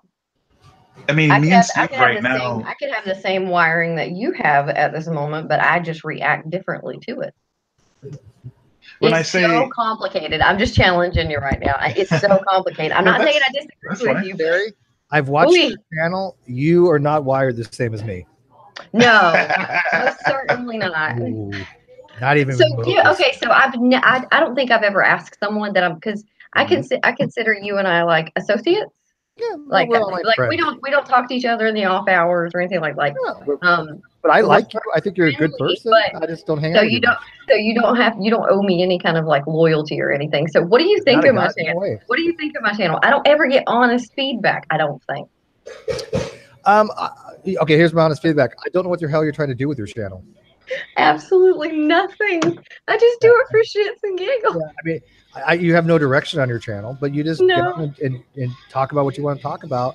Yeah. Hey, you know what? It's not a bad thing. Channel. This channel doesn't have much directionality either because all my energy goes in the non sequitur show.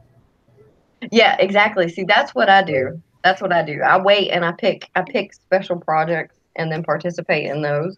And then on my own channel, oh God, I just do whatever chaos it might be. It Nothing all wrong kind with of that. revolves around the same thing though. So no, I was just interested or whatever. People watch your stuff. I mean, you don't have a huge following, but people watch. No, it's definitely a cult following. Yeah. They're special. They're the special ones. Definitely. It also depends on what you're wearing too. You know that, right? I don't ever go on camera. Well, you do your little image thing that you have, though. My husband did that. Yeah, I actually didn't have anything to do with that. This picture that you see right now, that's totally me. All that other stuff, that's all him. Well, then have him promote your channel. Well, I'm better at the social media part than he is. He's better with all the editing and the producing and stuff like that. Like all the man stuff, the super smart stuff. Yeah, I don't think any channel. I don't think a channel has to have a specific direction. Like I said, this channel doesn't really have that much of directionality anymore because it's all over the place, and I'm okay with that. And in fact, I think it's great because the amount of time I spend trying to find guests, arrange for topics, and by the way, I actually have to go look into these topics before we actually have the show. I hate going into a show going, Kyle, what the hell are we talking about? I don't know anything about this topic. I haven't read an article on it. I don't like that feeling. So I try to make sure that every time we go on air, I've at least done some. There is nothing worse than having to sit there and then you don't have anything to add to it. And it's like, I've been there, done that before. You guys may not recognize those episodes, but there's been a handful where I just like. You just sit there. I've seen it. Yeah, the ones with like Tim O'Neill, the ones with those guys, I'm done. I have nothing to add, to be honest with you. Hey, what's up, Christian? Well, it might not be directly directionality, but as long as there's still the same person in most of them, there is still an expectation. If someone comes to your channel, they expect you, Steve. They don't expect anybody else, really. Yeah, exactly. Yeah. Well, I mean, unfortunately, I do believe that if I have to carry this like a hangout by myself, I can. I could talk for 2 hours by myself if I need to. If somebody wants to listen, of course. Sure, but I have no interest in that because I get bored by myself. I don't want to sit there and talk for 2 hours. I like to talk to my friends. Speaking of which, here's a friend. Hey, talking to your friends, isn't that the entire point of Hangouts at this point? Yeah, until it cancels it. They're getting rid of Hangouts in 2020.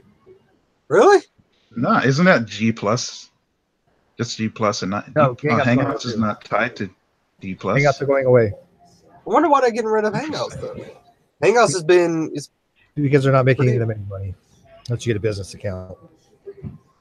Well, fuck them. Yeah, but the thing is that it does still add content. I mean, think of the amount of or is it because of other kind of hangout places? Is that perhaps joy in some of the market share that Google is saying, okay, you've got all these other places you can hang out. We don't want to front the bull anymore.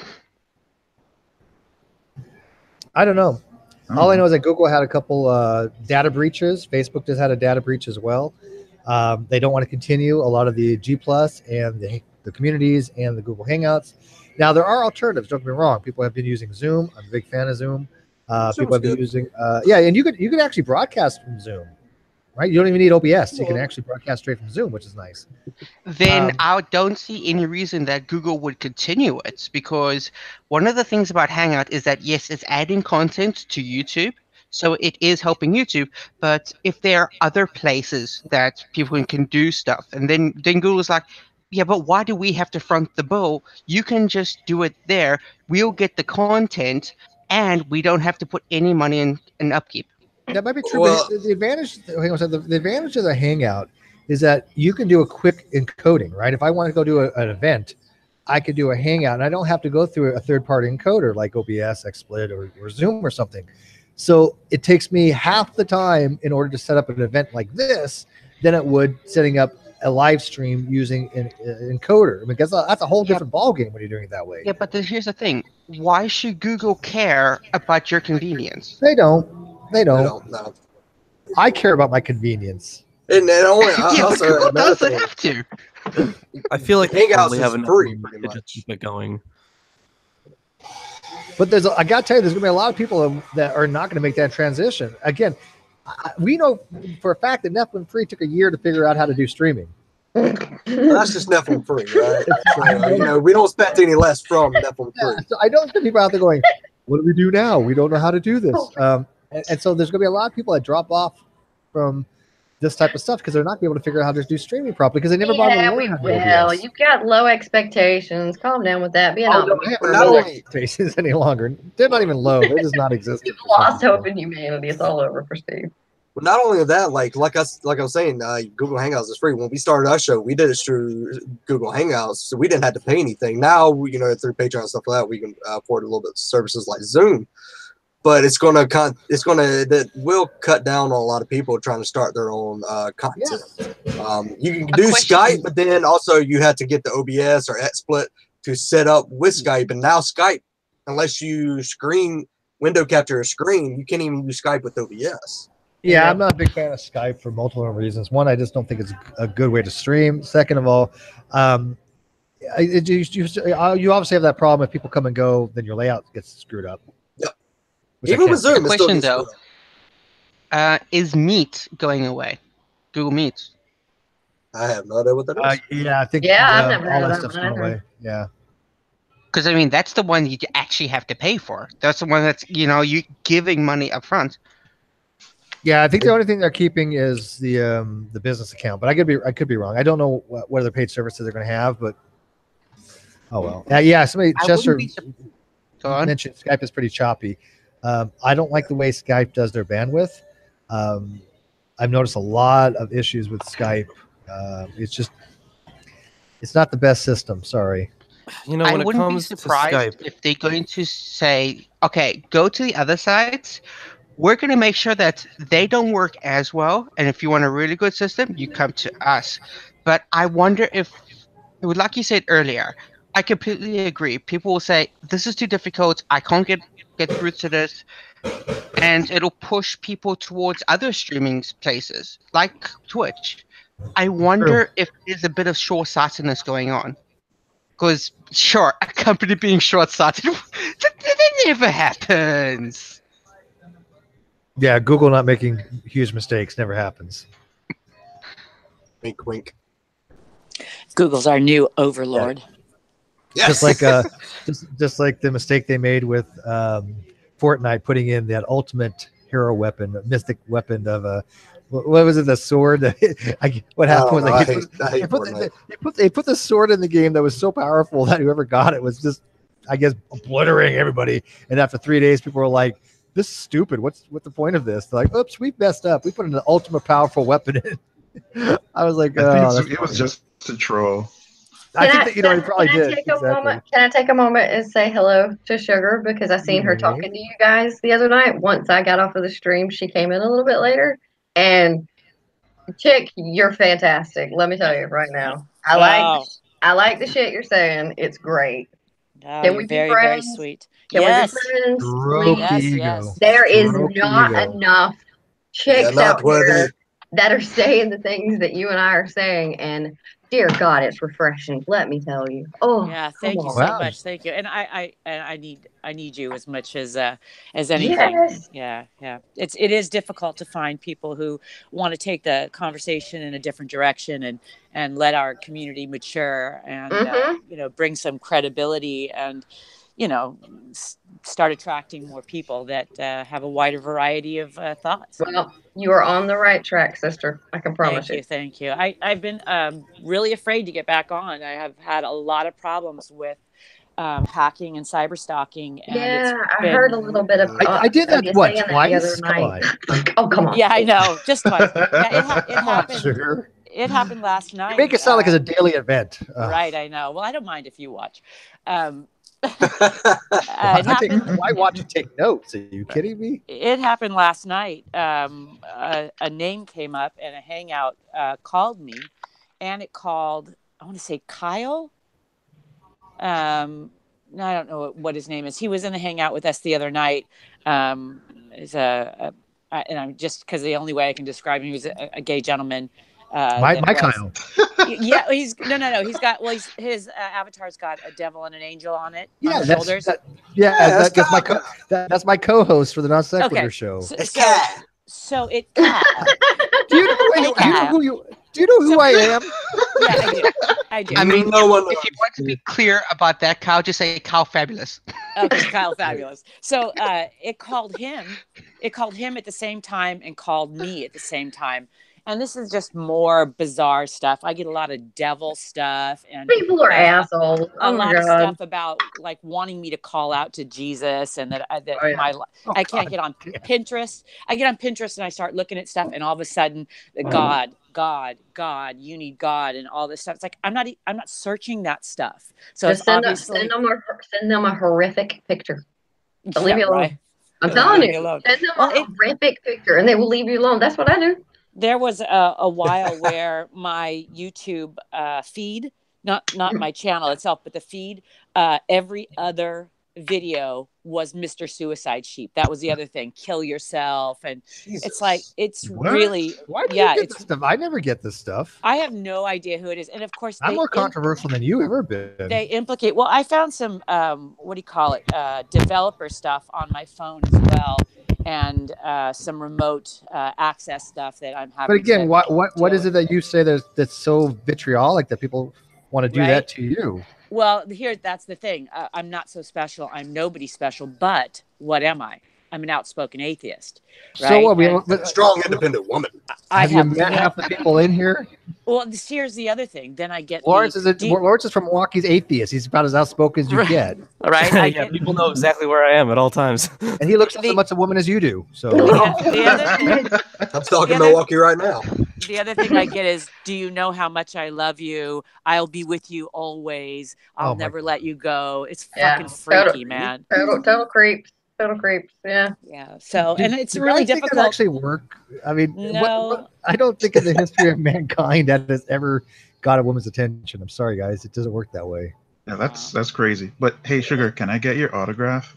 What? So by the way, Sugar, so this doesn't work when you say, I'll love you till the day we die, and if you don't reciprocate, that'll probably be tomorrow for you. Right. I got on Quora and was answering some questions on Quora like you do, and it's strange because all of these questions are insanely personal, and then I get a lot of those. Can you imagine which way you're going to die? And just all kinds of really specific things about what about California being a red state? How would you feel about that?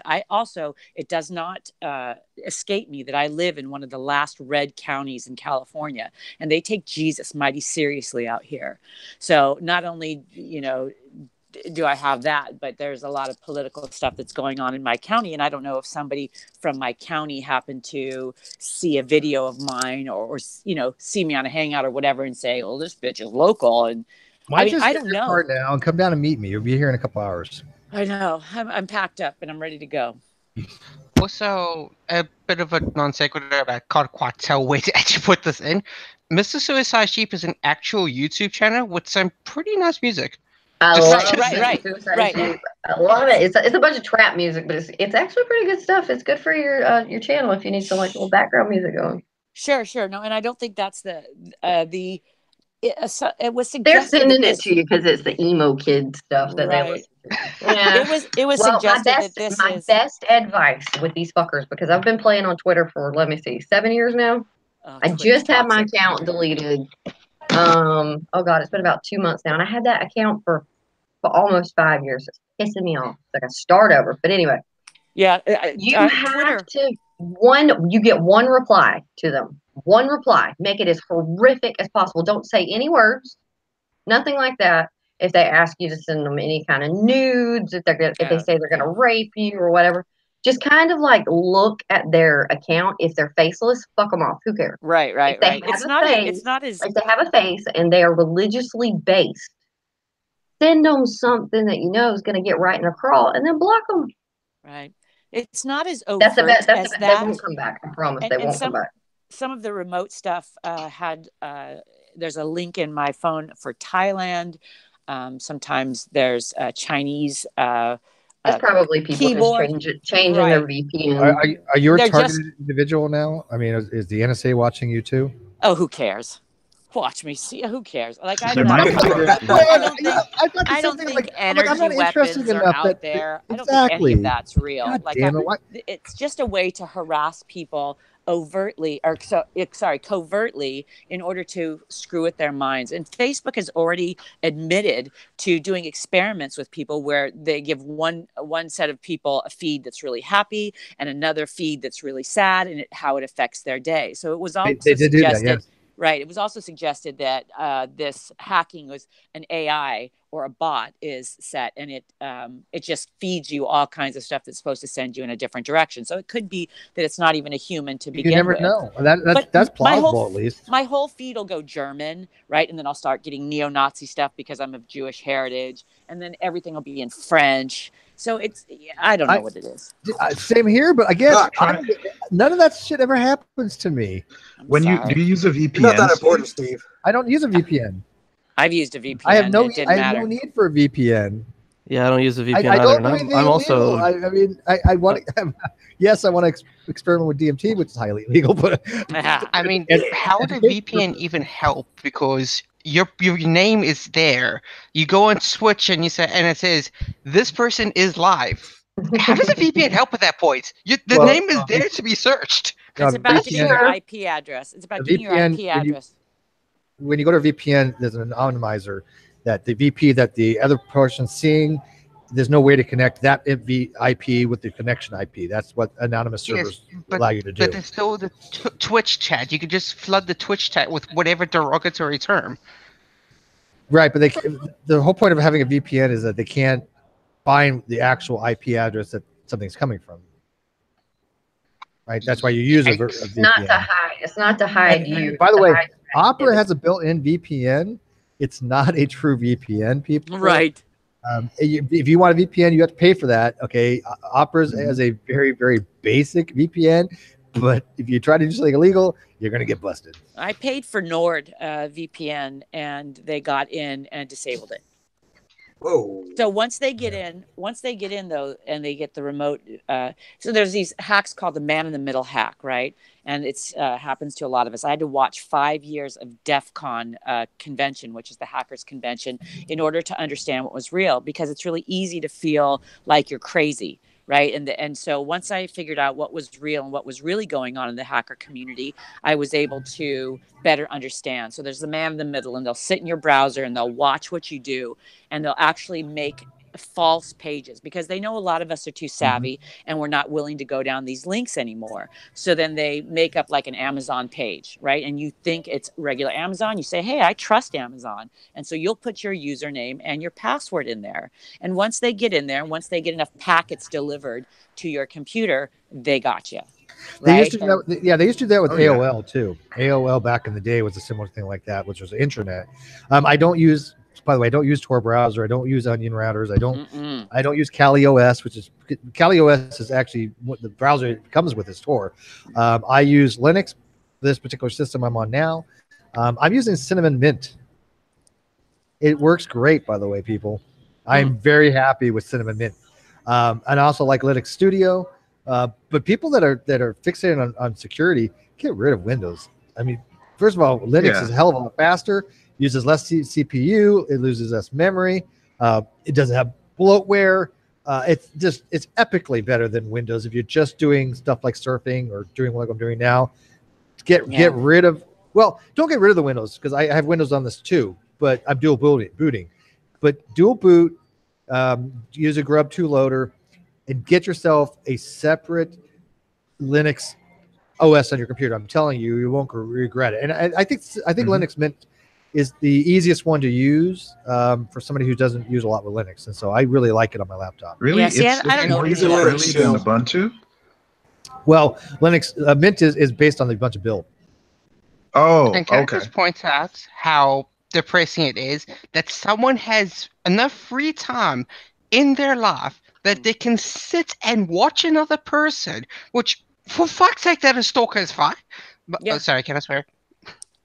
Fuck Sure. no.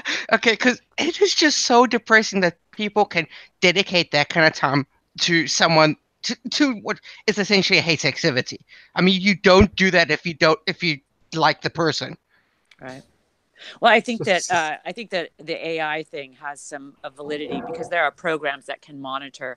They can listen to. Well, I had a phone through Verizon where they accessed my cameras, and there were pictures of me walking across the room, and because I had my camera set up because I would do, I'd vlog and stuff as well on my old channel, and there was no way I could take those pictures. And even Verizon shut the account down, and there was another device on my account that had data on it that I didn't have in my possession. And then the other day at the house, I was looking at the Wi-Fi, and there was an AirTies with another server on it. Port 5555 was open, and there were 6 devices on here, and I was the only one home, right? So I called AT&T. I had them change everything around, but once it's the Wi-Fi cracking that is where I think they're getting in. Yeah, the Wi-Fi cracking is not like as crazy as a lot of people think. It's basically the same method that they would use to like steal your password from your Facebook. Right. Exactly. Right? Yeah. And that's what makes me think it's local. Yeah. Yeah, there used to be called password stealing and phishing that people used to do. And they would do something like that. They would make a fake page. B of A would have a problem with that too. People think they're going to a Bank of America page. They're not. Wells Fargo, anything you can possibly imagine. People made fake route, URLs for, thinking that you're actually in the correct one. Yeah, I mean, like, this was something I did when I was younger and I was a super nerd. Like, I used to go around because I was an Apple hater. So I used to go to like certain little coffee shops or whatever in the city, and I would break into the Wi-Fi's and just shut down every single Mac computer on the network. Oh, do you have to help me then, because I have all Apple. And it's not hard. Like, if you have a powerful enough laptop, all you need to do is just sit and just keep collecting all these packets from all these different IP addresses. And you could literally, using the packets, there's certain little programs that you can use to help basically get a person's password or get access to their PC through their firewalls. Like, I'll tell you this. AOL's not around any longer.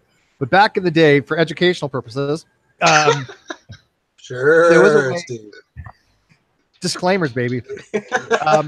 You could actually put in. You had a program you can get, and it would generate a prescriptive information for AOL, including a Visa, and allow you to get into them for like.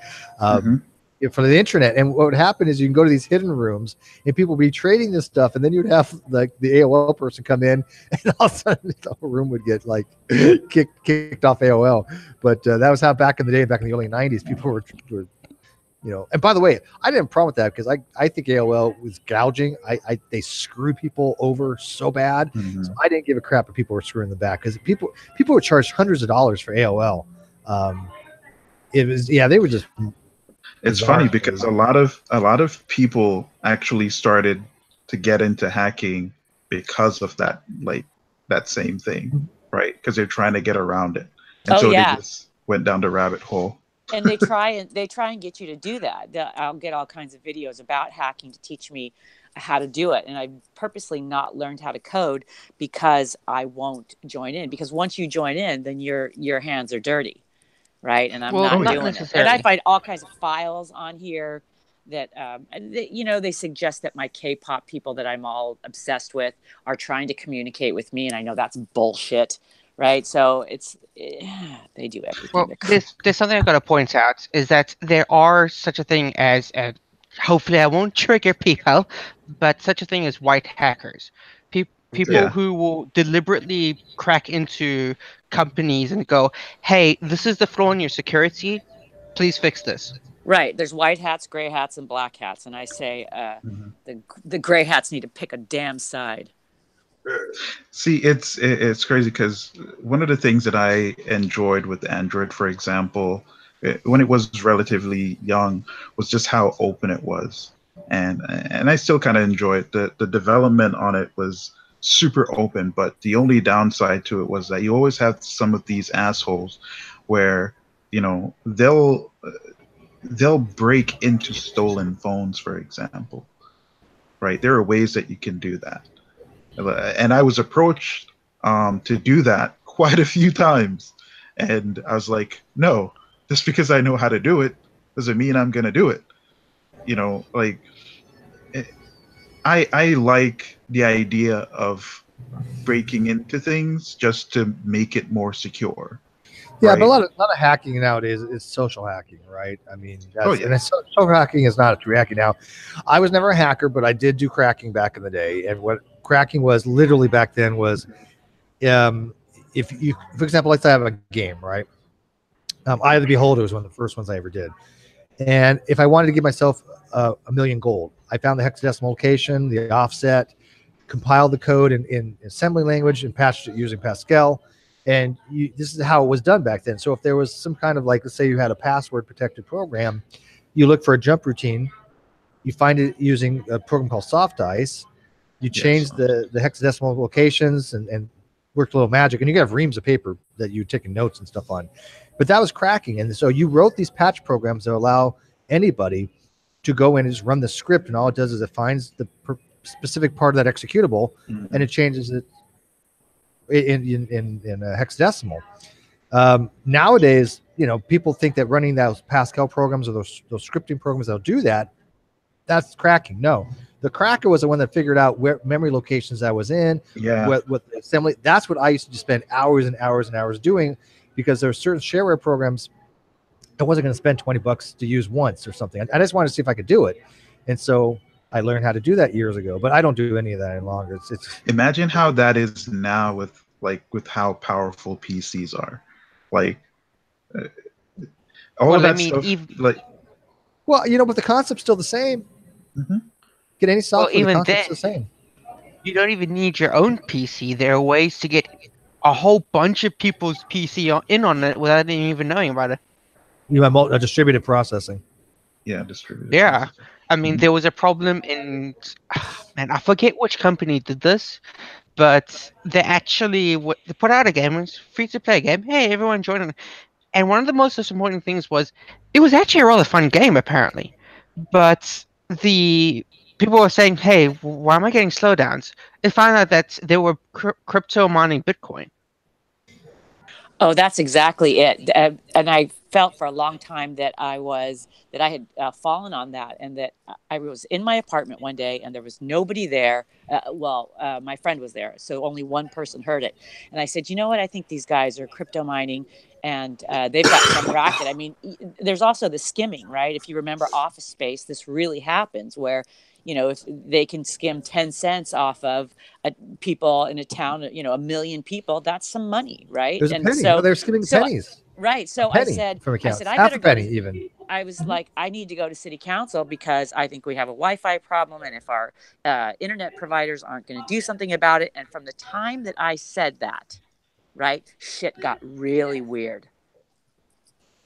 Yeah. I mean, there's some really good routers out there that provide really good security.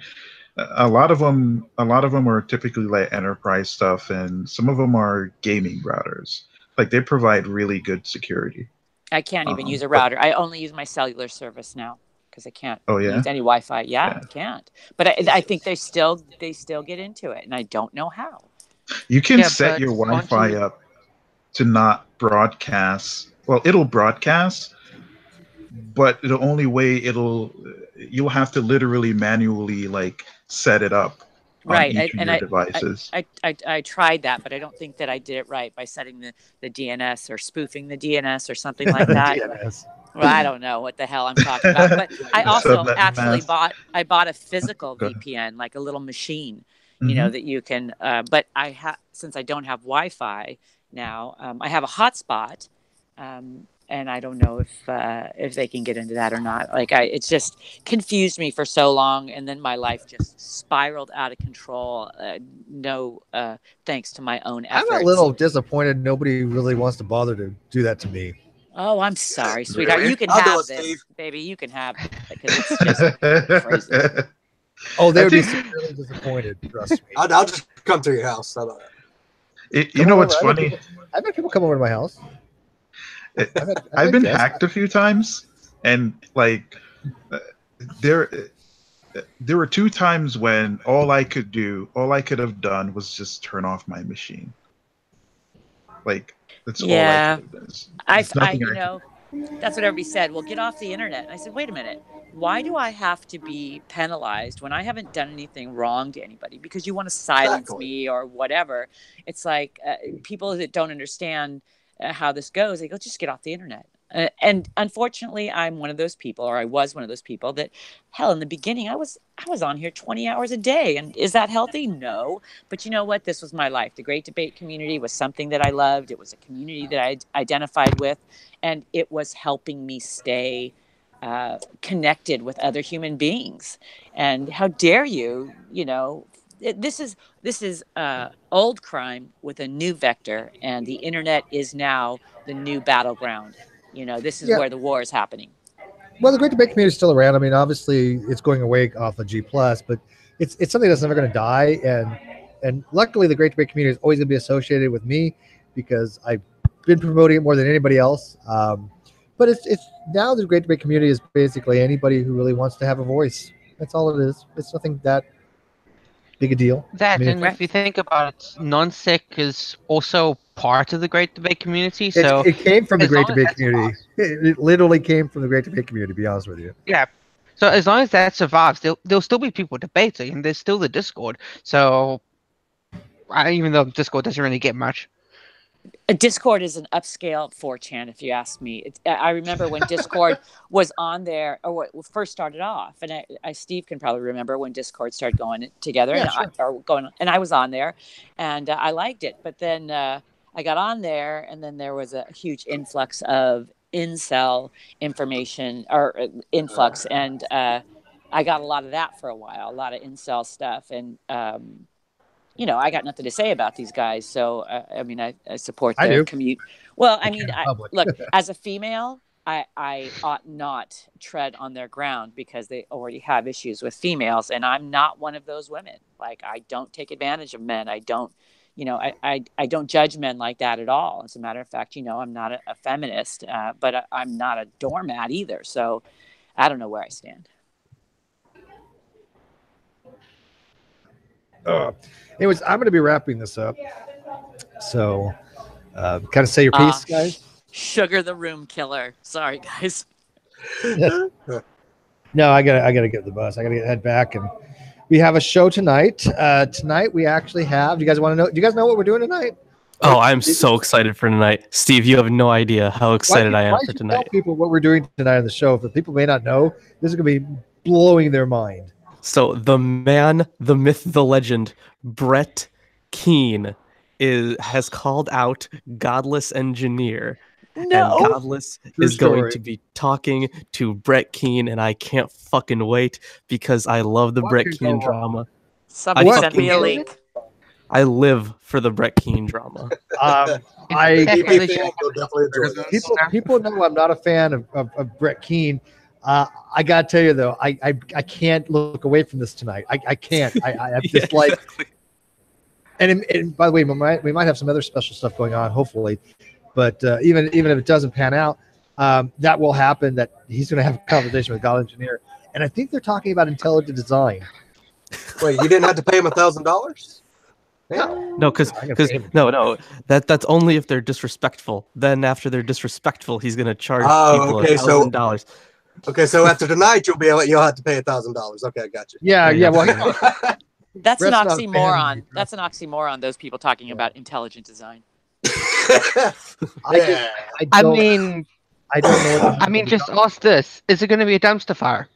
If Oh, yeah. yes, Yes. you Yeah. instantly Yeah, have it's cluster Brett dumpster You fire. didn't even have to ask that. Yes. Kyle and I aren't even going to be doing much. We're literally just hosting it because I don't really want to talk to Brett. I'm leaving it all to Godless to have at it, dude. Oh my god, I want to talk to Brett at some point. I think that'd be so much fun. But anyways, but before we go, I do want to show something off here.